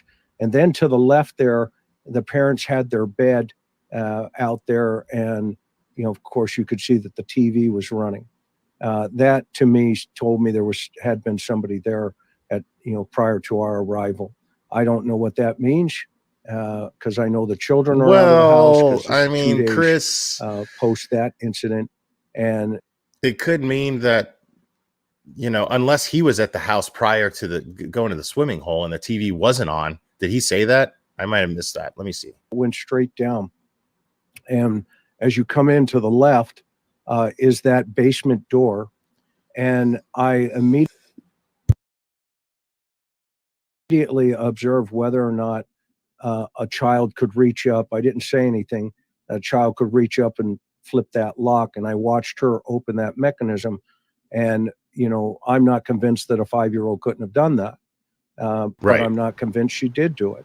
Right. So, you know, we'll just kind of let that take its course. And then to the left there, the parents had their bed out there, and you know, of course, you could see that the TV was running. That to me told me had been somebody there. See, at, you know, prior to our I feel arrival. like I feel like unless he was there prior and saw that, you know, the TV wasn't on before they went to the swimming hole, you know, but that tells me that maybe Candus just left the TV on. A lot of people leave their TVs on when they leave the home so that it deters burglars and it makes people think there's somebody there. I don't know what that means, because I know the children are out of the house. Or they just 'cause don't this care is and they 2 leave their days, TV on. Post that incident, and so as a result of that, Or for their animals, yeah. you know, maybe, you know, other people didn't want to communicate. So then, as you saw when you look to the right, that's where the boys stay. That's where Summer's room was, and all of her toys and everything is there. And you know, I got the sense, you know, being across from her within a foot and a half, that she has just been reeling inside emotionally. And the other piece of me tells me she doesn't have the skill set or the coping mechanism to deal with the weight of all of this. Now, I think all of us can, you know, guess, you know, I love the way that he's wording that. So let's be very, very clear about that. He's saying the skill set or the coping mechanisms to carry all the weight. Now let's do another inventory of all the weight. Her 5-year-old daughter's missing. The internet is throwing all kinds of mud at her. And her 3 boys were just removed from the home because their father got drunk and got rough with people in the house. And all because he heard a rumor that he heard a rumor that people were saying that he had sold Summer for money or for drugs, which I heard that rumor from the beginning. So him just now hearing that is kind of shocking to me, but I heard that rumor way early. And I dismissed it immediately too. But because that's what I do. I dismiss rumors. But yeah, you know, these are a lot of things for Candus to carry. And he's saying that she doesn't seem to have well, I don't know if that's actually what he's saying. I'm going to go ahead and say that she doesn't seem to have the intellectual capacity other than street smarts, which it's what it would take. But she doesn't seem to have, I mean, to be that consistent with her story, to look him dead in the eyes as she's telling the story over and over again, repeating herself. He's even trying to trip her up here and there, you know, just to get to the truth. Danny B, you go to J is for Justice's channel, I would assume. But yeah, it's it's interesting to me. So I don't see Candus being this diabolical genius to have all of this together. I mean, from being consistent in her story to from being consistent to her story. Okay, sorry. Amethyst put this information up here, but I just to point out, There's a D missing at the end of that, so it's TBI find. There's a D missing at the end of that, so it's FIND as in dog. So if you do have any tips, you call them credible tips.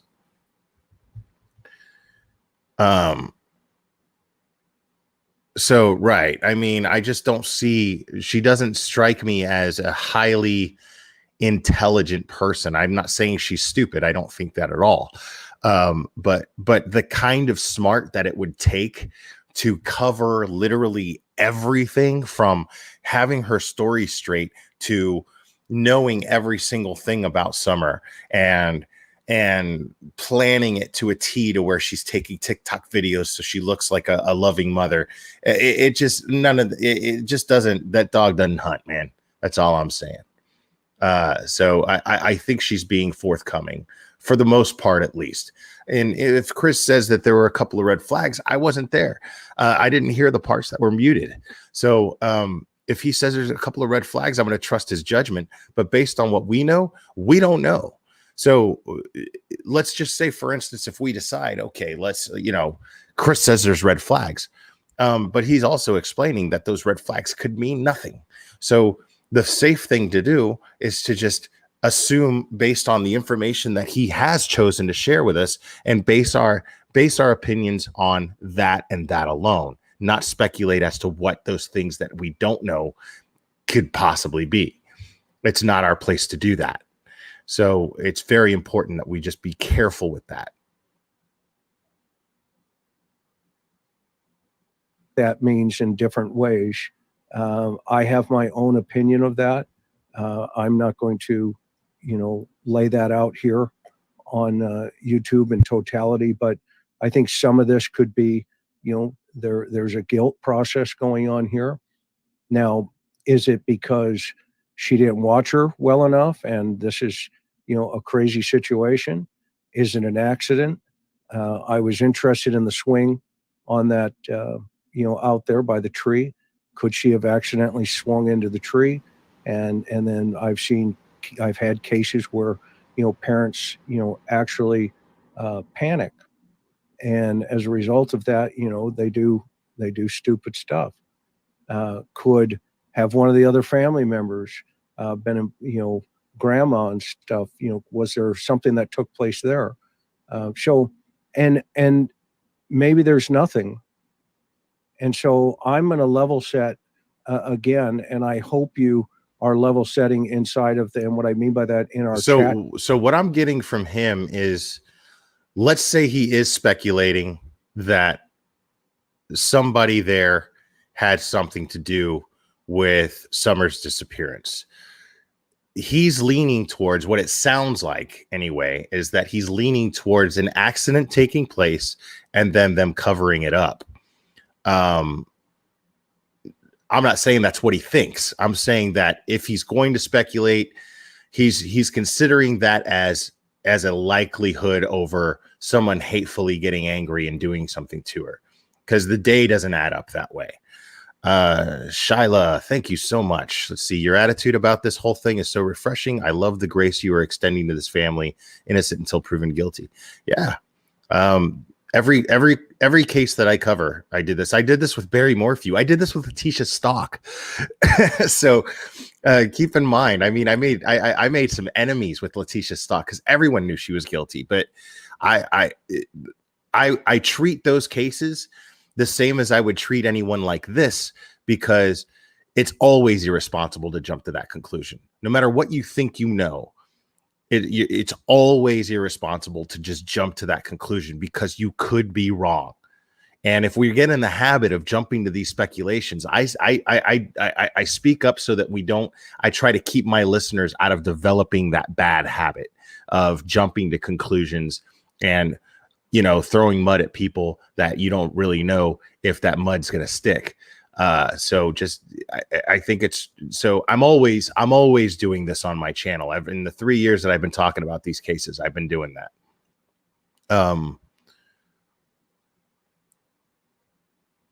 And Chris is almost done here. Let's hear what he finishes.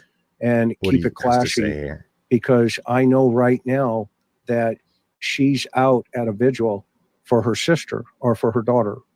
Okay. And so she's signaling all the right things. And as a, you know,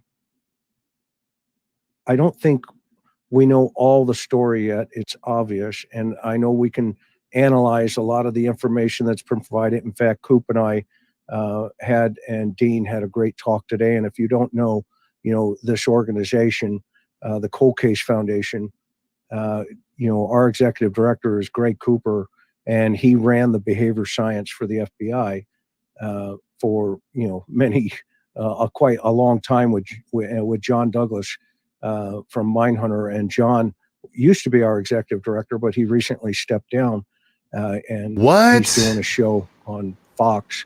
But Greg and I talked for quite some time today. I had no idea. So this guy works with John Douglas from Mindhunter.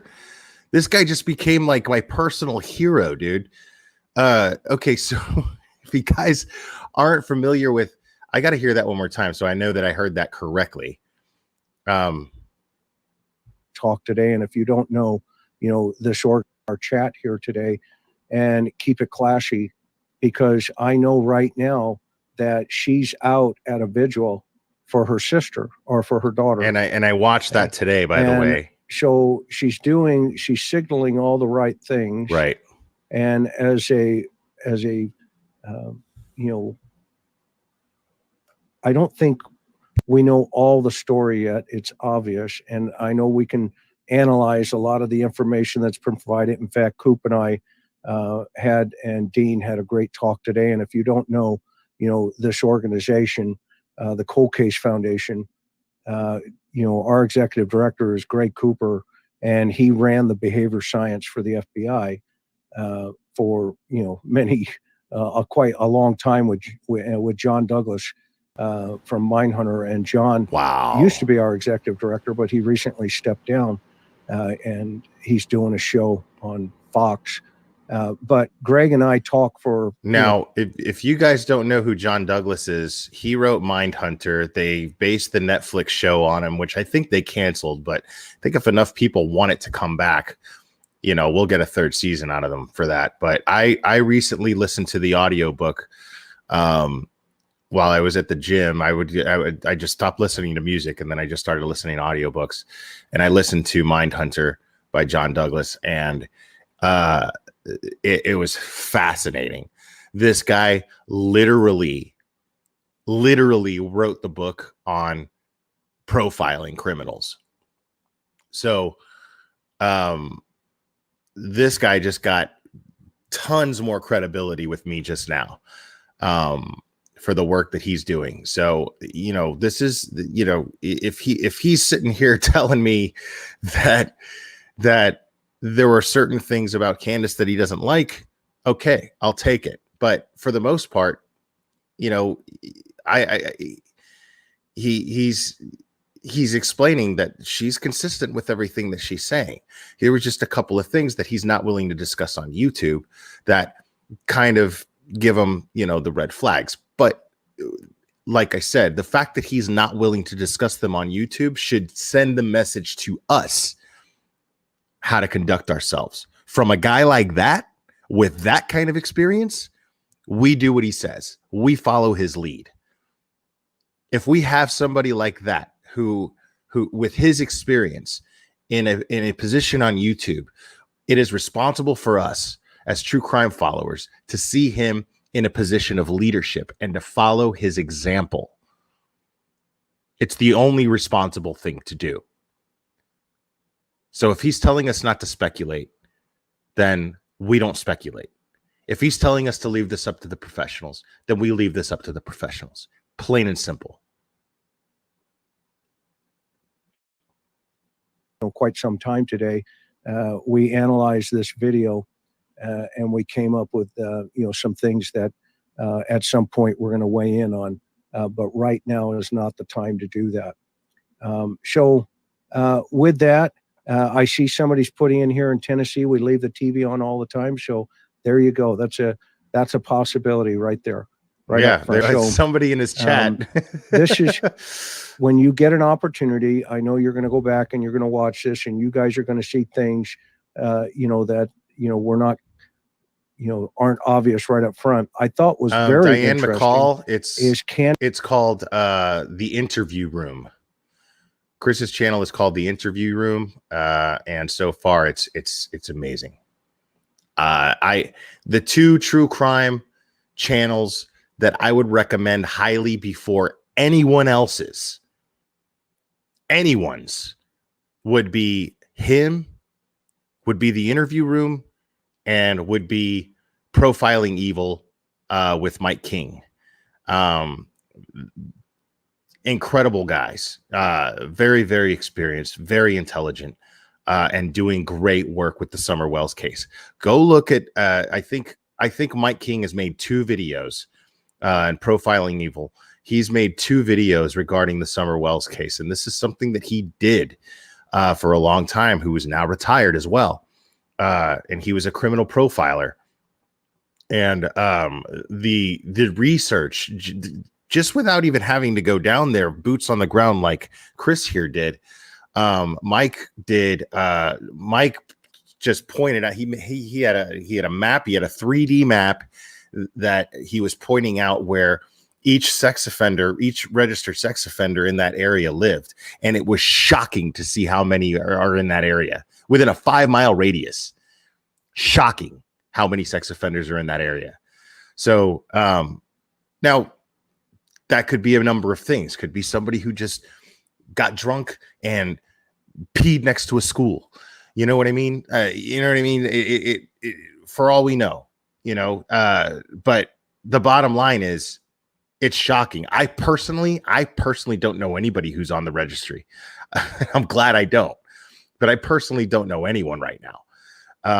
So Candus has a picture of her sister right there in the kitchen. Now, I don't know if she's living that, but correlate that to the statement she made down at the water's edge.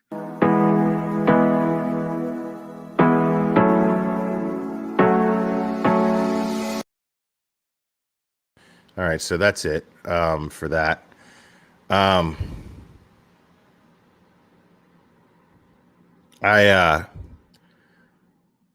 think that was an incredible piece of content there. That is easily the most informative footage that we've seen of that property yet.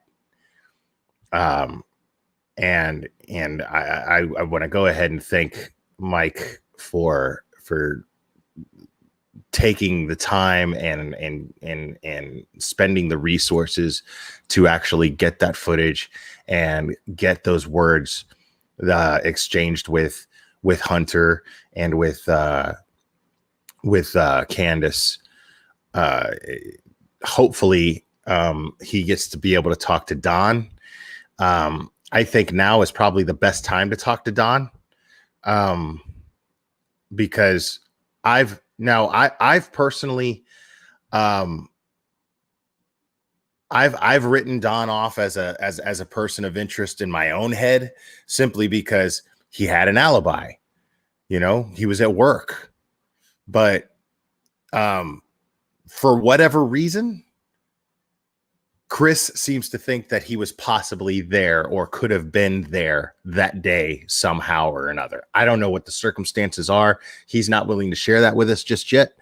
But he and it's real important that we pay attention to the words that he used. He didn't say I think. He didn't say I believe. He said I had a sinking feeling that Don may have been there. So he's just talking about, law enforcement detective instinct. That's all he's talking about. That's all he's referring to. So, yeah, you gotta pay attention to the details of the words that are used when it comes to things like this, especially when it's an experienced law enforcement officer. Um,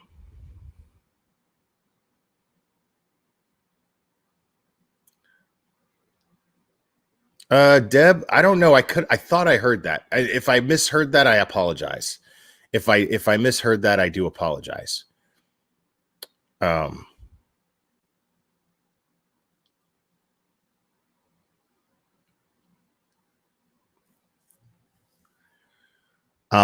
so yeah, we have to pay attention to the words that, because you have to realize that a guy like Chris or a guy like Mike, they're going to be real careful with the words that they use to describe these things, because they don't want speculation to be spinning around. They don't want to spread rumors. They don't want to start rumors. So I think it's really, really important that we pay attention to that. When he said that he had a sinking feeling, that does not mean that he believes something. It does not mean that he thinks or suspects anything. He just said that he had a sinking feeling. And that's noteworthy. Okay. That means that we don't overthink that. That's how I'm taking that.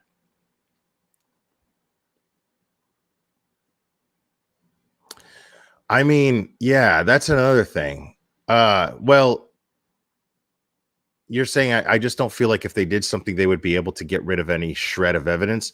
I don't feel like they would be able to get rid of every shred of evidence. But they definitely had enough time and opportunity to do so, I think,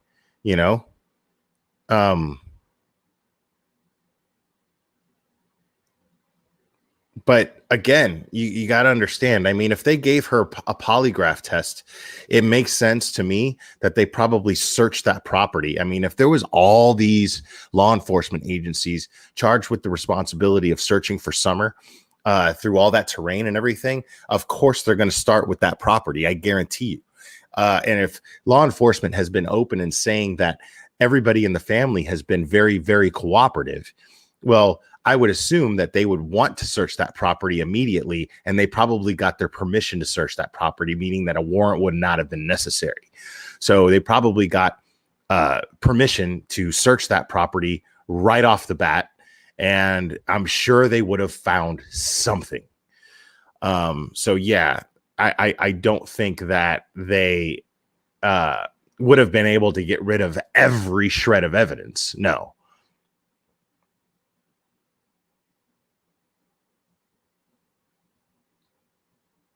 And,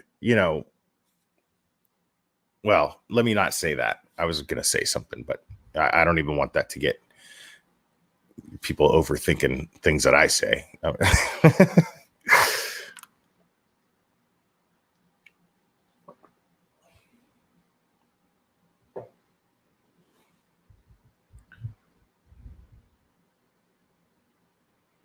Yeah. And I want to talk about that too. I'm not going to play that. They covered the prayer circle, the community prayer group. They covered that live today, and I did watch it. And the reason why I'm not going to play that is because it's overly religious. One might say, I'm not saying that's my opinion. I'm not even saying that that's my opinion. I'm saying, we're talking about deep Southern Baptist, what seems like, real Jesus stuff, Holy Ghost type stuff. I didn't hear anybody speaking in tongues, but there's a young kid who's been leading these prayer groups. He was singing, he was signing songs. He was signing gospel songs. And this is just how this is. Like I said, there's only a Walmart and a bunch of Dollar Generals and churches, bunch of churches in these areas. So one of the only things to do is go to church and be religious, and these are very, very, very religious people. This is a very religious community. Now, I didn't get the vibe that Candus is very religious.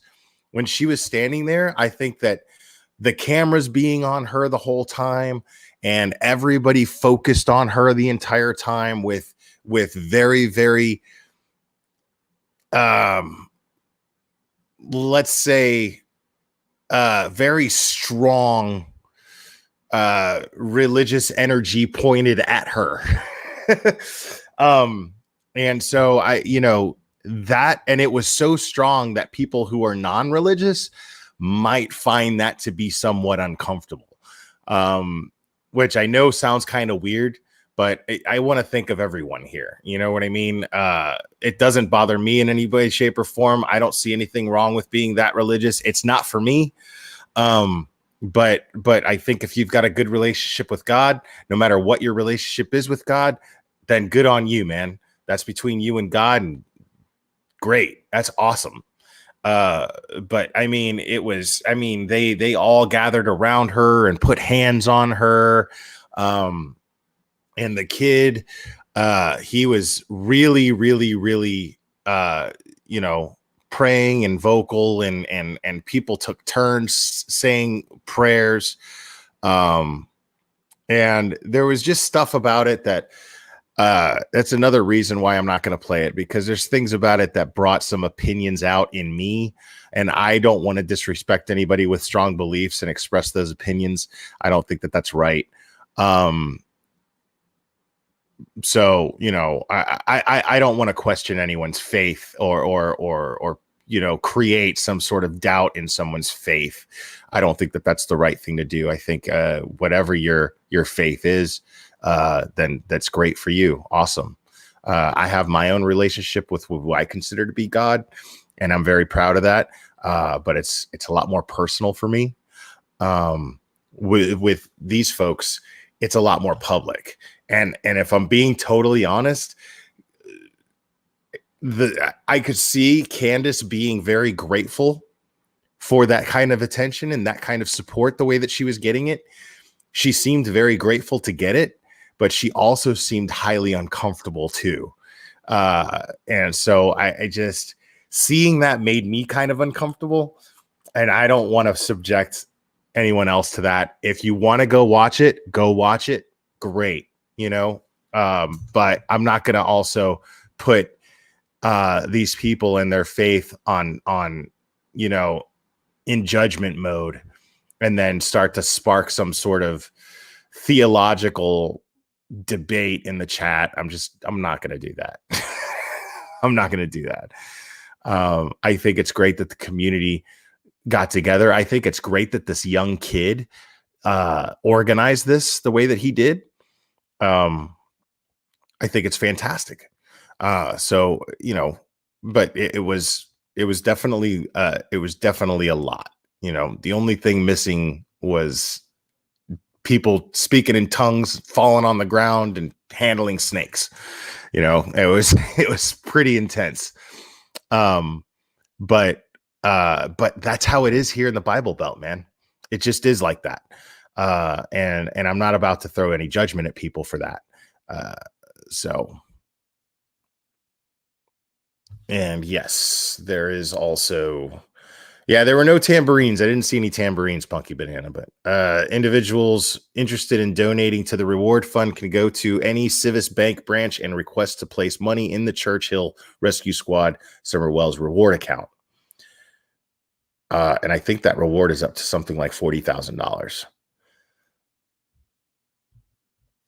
Okay, let's see. Don's J is for justice quotes. I believe that stuff like an idiot. I believed it and I flipped out, started drinking and anything else. And that's why they took our kids. Okay. That's why I took the flipped out. I took the flipped out to mean that, but I see what you're saying. So I appreciate you clearing that up.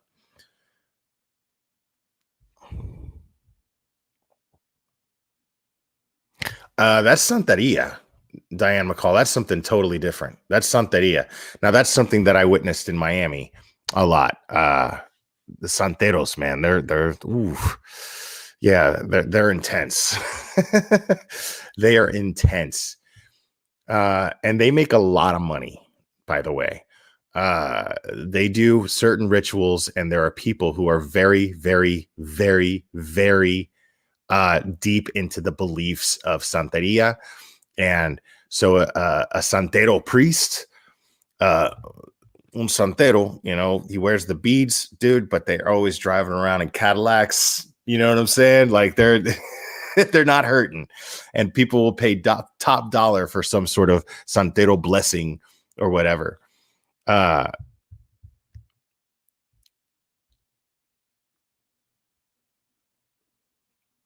because it's a different thing. It's a different thing, Amy H. Like I said, that's a santero thing, santeria.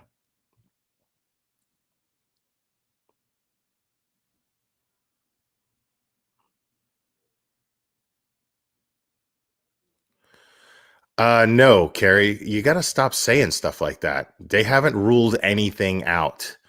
That is the last thing that law enforcement has said. They're not ruling anything out.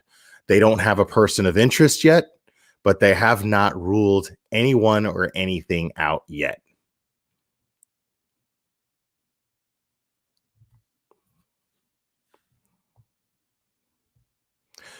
Yeah, that's a Pentecostal thing, Julie Christian, from what I understand.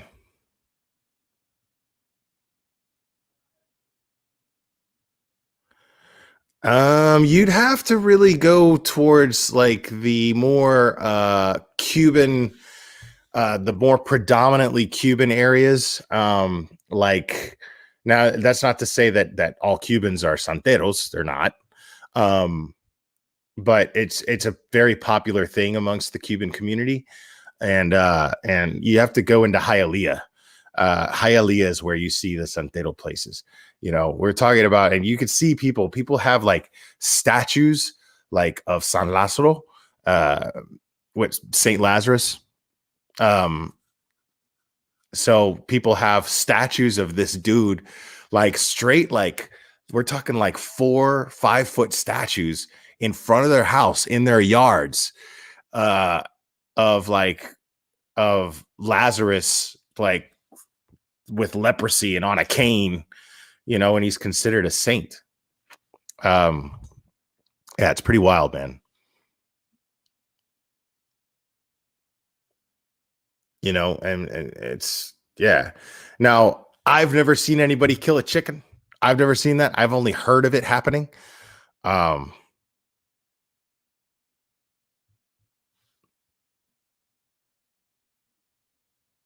right, Deb. Good night. Have a good one.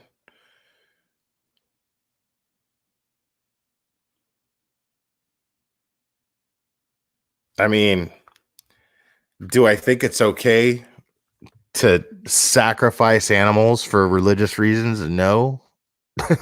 No, I don't. I draw the line there as far as what my beliefs are, what I think is right or wrong. You know, if you're gonna kill something, eat it. You know, bless other people with by cooking it with love and feeding it to other people, and eating it yourself and giving that animal the respect, and the proper, you know, bon voyage. That's one of my beliefs. I've never been hunting, but I know that if I were to go hunting, I would have to eat whatever I killed. There's no other way around it. That's why I've never been hunting, because I would have to go with somebody who actually knows how to butcher the animal, how to skin it. And then we'd have to season it, cook it. You know what I mean? And I know that I would be focused on just being grateful that animal sacrificed that animal's life was taken, and it was for the purpose of nurturing me and people that I love. So that's the only way that I would ever do that.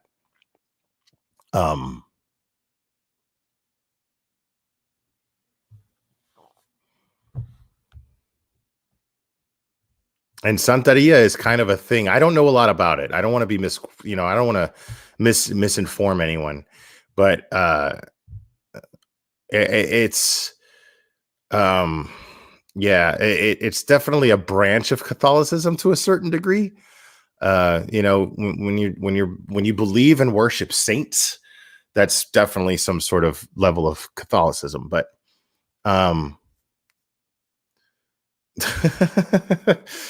Yeah, good point, Cherry K. Um, and here, Bobby Pin says, I watched my father kill chicken swinging around by its head till the body flew off. God, oh my God, that's brutal, man. That's terrible. I remember I went to this agricultural school as a kid, and this chicken broke its leg. And when a chicken breaks its leg, well, then they're gonna kill it. Um, and so they told me to do it, and they said that you got to grab it by the head and just break its neck. I couldn't do it. I couldn't do it. And the guy that was there, there's an old man that just worked there, and he was just like, "Oh, give me that thing," and just like it was nothing. Uh, you know, yeah, I didn't get like upset over it. It was just like, I mean, like I understood that we were raising chickens and we were selling the eggs, and chickens were going to get butchered anyway for food. I got that. I knew that. I was aware of that. But for some reason, I couldn't actually go through the act of killing that chicken like that. So this dude, he just did it, and I was like, Jesus, I can't do that. I'll eat the hell out of a chicken. But I mean, I couldn't go through the act of killing it. Just couldn't. Which is really kind of cowardly when you think about it. You know what I mean? Like, every time you eat meat that you buy at the store, like somebody else did your dirty work for you. You know what I mean? like when you really like think about it, that's kind of the case. Somebody else did your dirty work for you.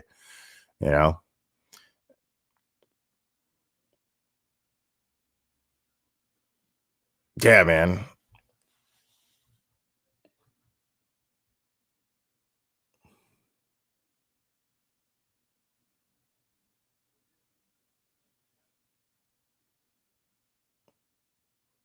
This was in Miami. Carries 2 cents. This was in Miami. This was an agricultural school that they sent me to because I just would not succumb to any type of authority at all in school. But I wasn't a tough guy either. So if they sent me to an opportunity school, I'd get killed. It's pretty much like prison for kids, for teenagers, like prison straight up. But they send you home at the end of the day. So you have to go there every day. It's like going to prison every day, and you're a teenager. Like, no, dude, I'm not doing that. And they knew that. They were like, you if you go to MacArthur, they'll kill you. Like, so they sent me, they decided to send me for half a day to this agricultural school where I would have to do like farm work, things of that nature. And I guess it was a way of disciplining me / educating me on hard work and taking pride in things, because I got to take care of a horse. I groomed the horse and saddled it, rode it. I had to clean out its stable every single day that I went there. So it was an interesting experience, most definitely an interesting experience, and I enjoyed it. But I didn't like showing up. I had to go in the morning, and then I'd have to go to my regular high school the rest of the day. And they wondered why I cut class all the time, because I'd go to high school smelling like horse crap, and I'm like, I'm not, not doing this, I'm just not doing it.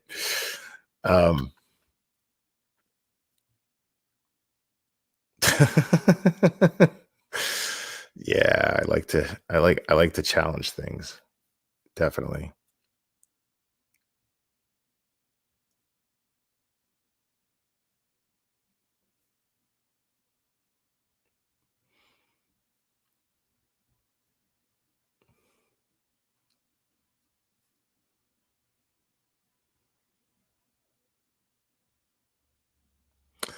Diane McCall is correct. Gator tail is delicious. I've had it before. It's pretty fantastic. I had to go to Northern Florida for that, actually. But Yeah, it's just, it tastes like tough chicken, pretty much. I mean, every meat tastes like chicken, like for almost, you know, frog legs taste like chicken.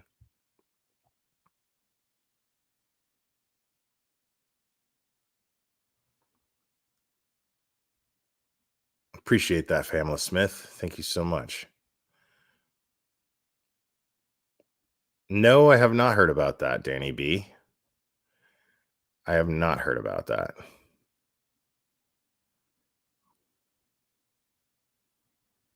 I don't think it was a meth gator. No. Still gonna name a band Meth Gator one day. This could be my band name. Absolutely.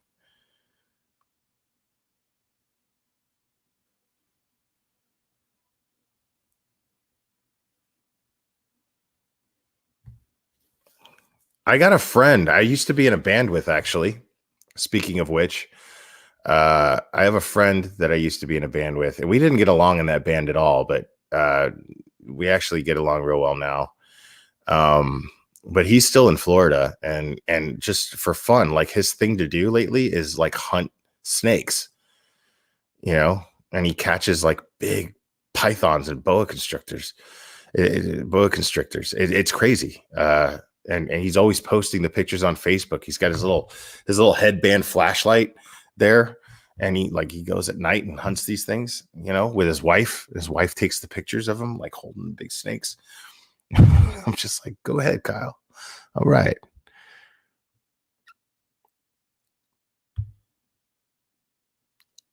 I've had it, Louisiana girl. I'm telling you, I've had it. It's delicious. What do you think? I cooked it? You think I caught a gator and killed it and cooked it? No, man. Like somebody who knew what they were doing did that. That's a great question, Canine Rescue. Whenever Mexi wants, man. We haven't come up with a solid. We have decided that, yeah, I'm definitely at some point going to go on an investigation with him. But I mean, he's in Colorado and I'm in Tennessee. So we've got to figure out something to where I think what he's going to do, he is going to do a spirit box session for summer at some point.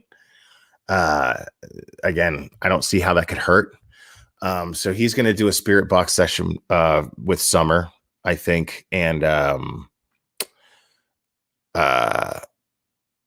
we're definitely going to do that together, I think. But yeah, we have decided that I will attend an investigation with him at some point, but it's a question of money and I don't have any. But we were thinking about somehow maybe trying to raise money to do it at some point, but that's not now. Thank you again for doing this. Southerners get a bad rap sometimes. Much respect. Hope this helps with a McDonald's meal. Absolutely. And will absolutely help with a McDonald's meal. Diane McCall, I appreciate it. Thank you so much.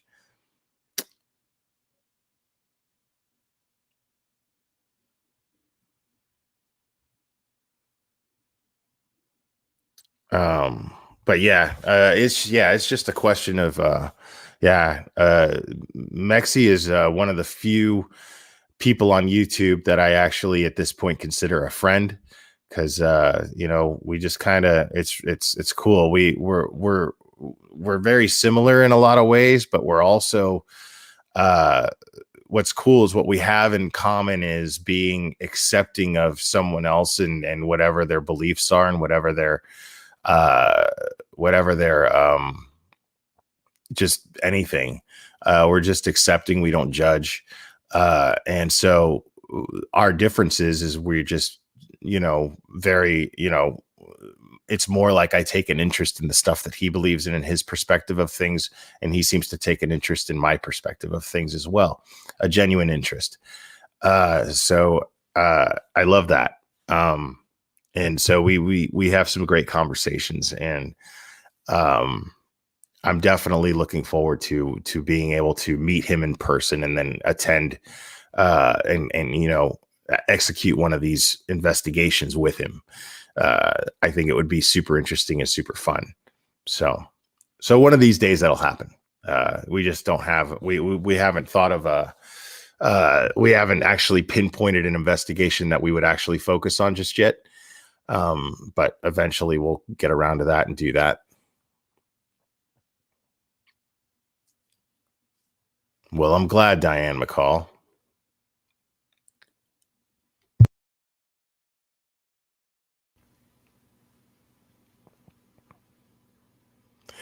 Yeah, I don't mess with that, man. Like, I don't understand. Like, I don't, yeah. People who like keep snakes as pets, you you can't domesticate these animals. You know what I'm saying? Like, you're just keeping them in a cage. I think it's kind of messed up. Uh, you know what I mean? Like, I'm not with that, man. Like, like, let that animal be. Like, if an animal comes around to your house and wants to be fed and stuff like that, like a dog or a cat, that's cool. I think that's fine. That's great. But an animal that does not, that is going to try to escape every chance that they get. Well, that should tell you something. That animal does not want to be there. Like, you don't have any business robbing that animal of their freedom. That's my personal belief. So, yeah, birds too. I mean, people clip the birds' wings and stuff, man. I think that's messed up. But some birds, they just like to sit on their on the owner's shoulder, you know? They can kind of be domesticated. A lot of birds can actually be domesticated, and I don't see anything wrong with that. But you're wrong for having a bird with their wings clipped in the house and a snake in a tank. You're wrong for that. I'm telling you right now.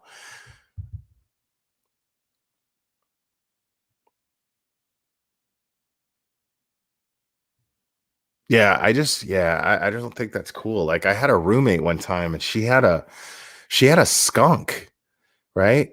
Like, she gets the skunk and she has the spray glands removed from the skunk so that the skunk can't spray anybody, but the skunk is always trying to escape, right? And if that skunk does escape and ends up out in the wild where it wants to be, then because this thing's not capable of showing any love. The only purpose this skunk served in our apartment was so that people would go, well, it's actually a house, but people would go, oh my god, you know is that a skunk? People that were coming over and hanging out with us and drinking and smoking, they would be like, whoa, is that a skunk? No way, dude, that's so cool, that's crazy, and that's the only purpose it served. And I thought I hated that. I would be like, where the hell did you get a skunk? And then get its glands removed. And then if it does escape, which it's always trying to do, it's going to have no way to defend itself out there. That's its defense mechanism. And you robbed it from it. So what are you doing? You know, I just thought that was so messed up.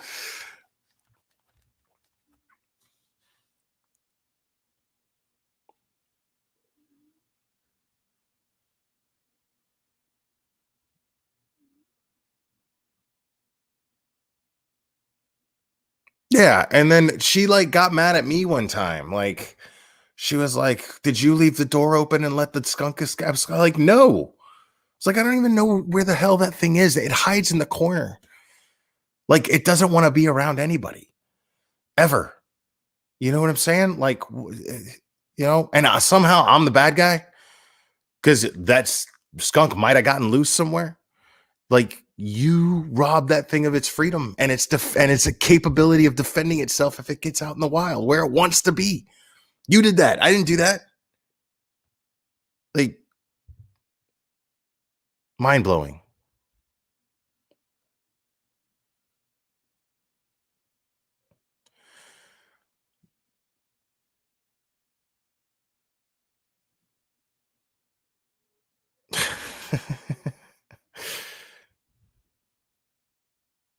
Yeah, listen to the absurdity in that statement. Who let the damn skunk out? It's ridiculous. Ridiculous. It's absolutely absurd. It's absolutely absurd.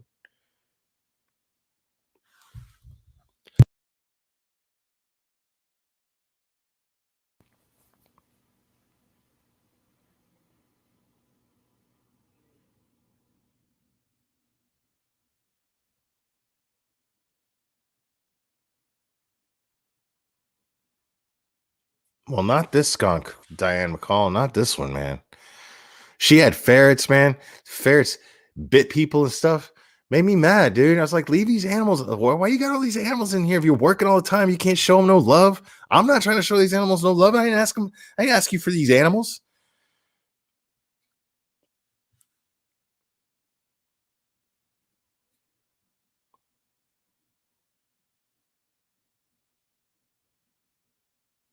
Yo, that is a killer cat, dude. What is going on with that? How's your cat eating rabbits? That's like a cat eating a cat. That's crazy. Well, right. I mean, that's what I'm trying to say is these animals can't be domesticated, man. They don't want to be. They're not, I feel like a domesticated animal comes to you for love. You know what I'm saying? I had a cat. My cat's name was Clyde. This cat, I found this cat. I'll tell you the story one day. I don't have time tonight, but he would not leave me alone. He was just standing there staring at me, meowing. He was a little baby, just learned how to walk. You could tell it's part of a litter. That cat is what Wiccans and pagans would refer to as my familiar. Not that I believe in that sort of thing, but I do believe that cat selected me. And so I took this cat home and we were inseparable for years.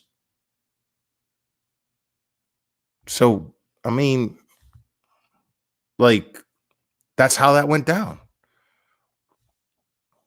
That cat genuinely loved me.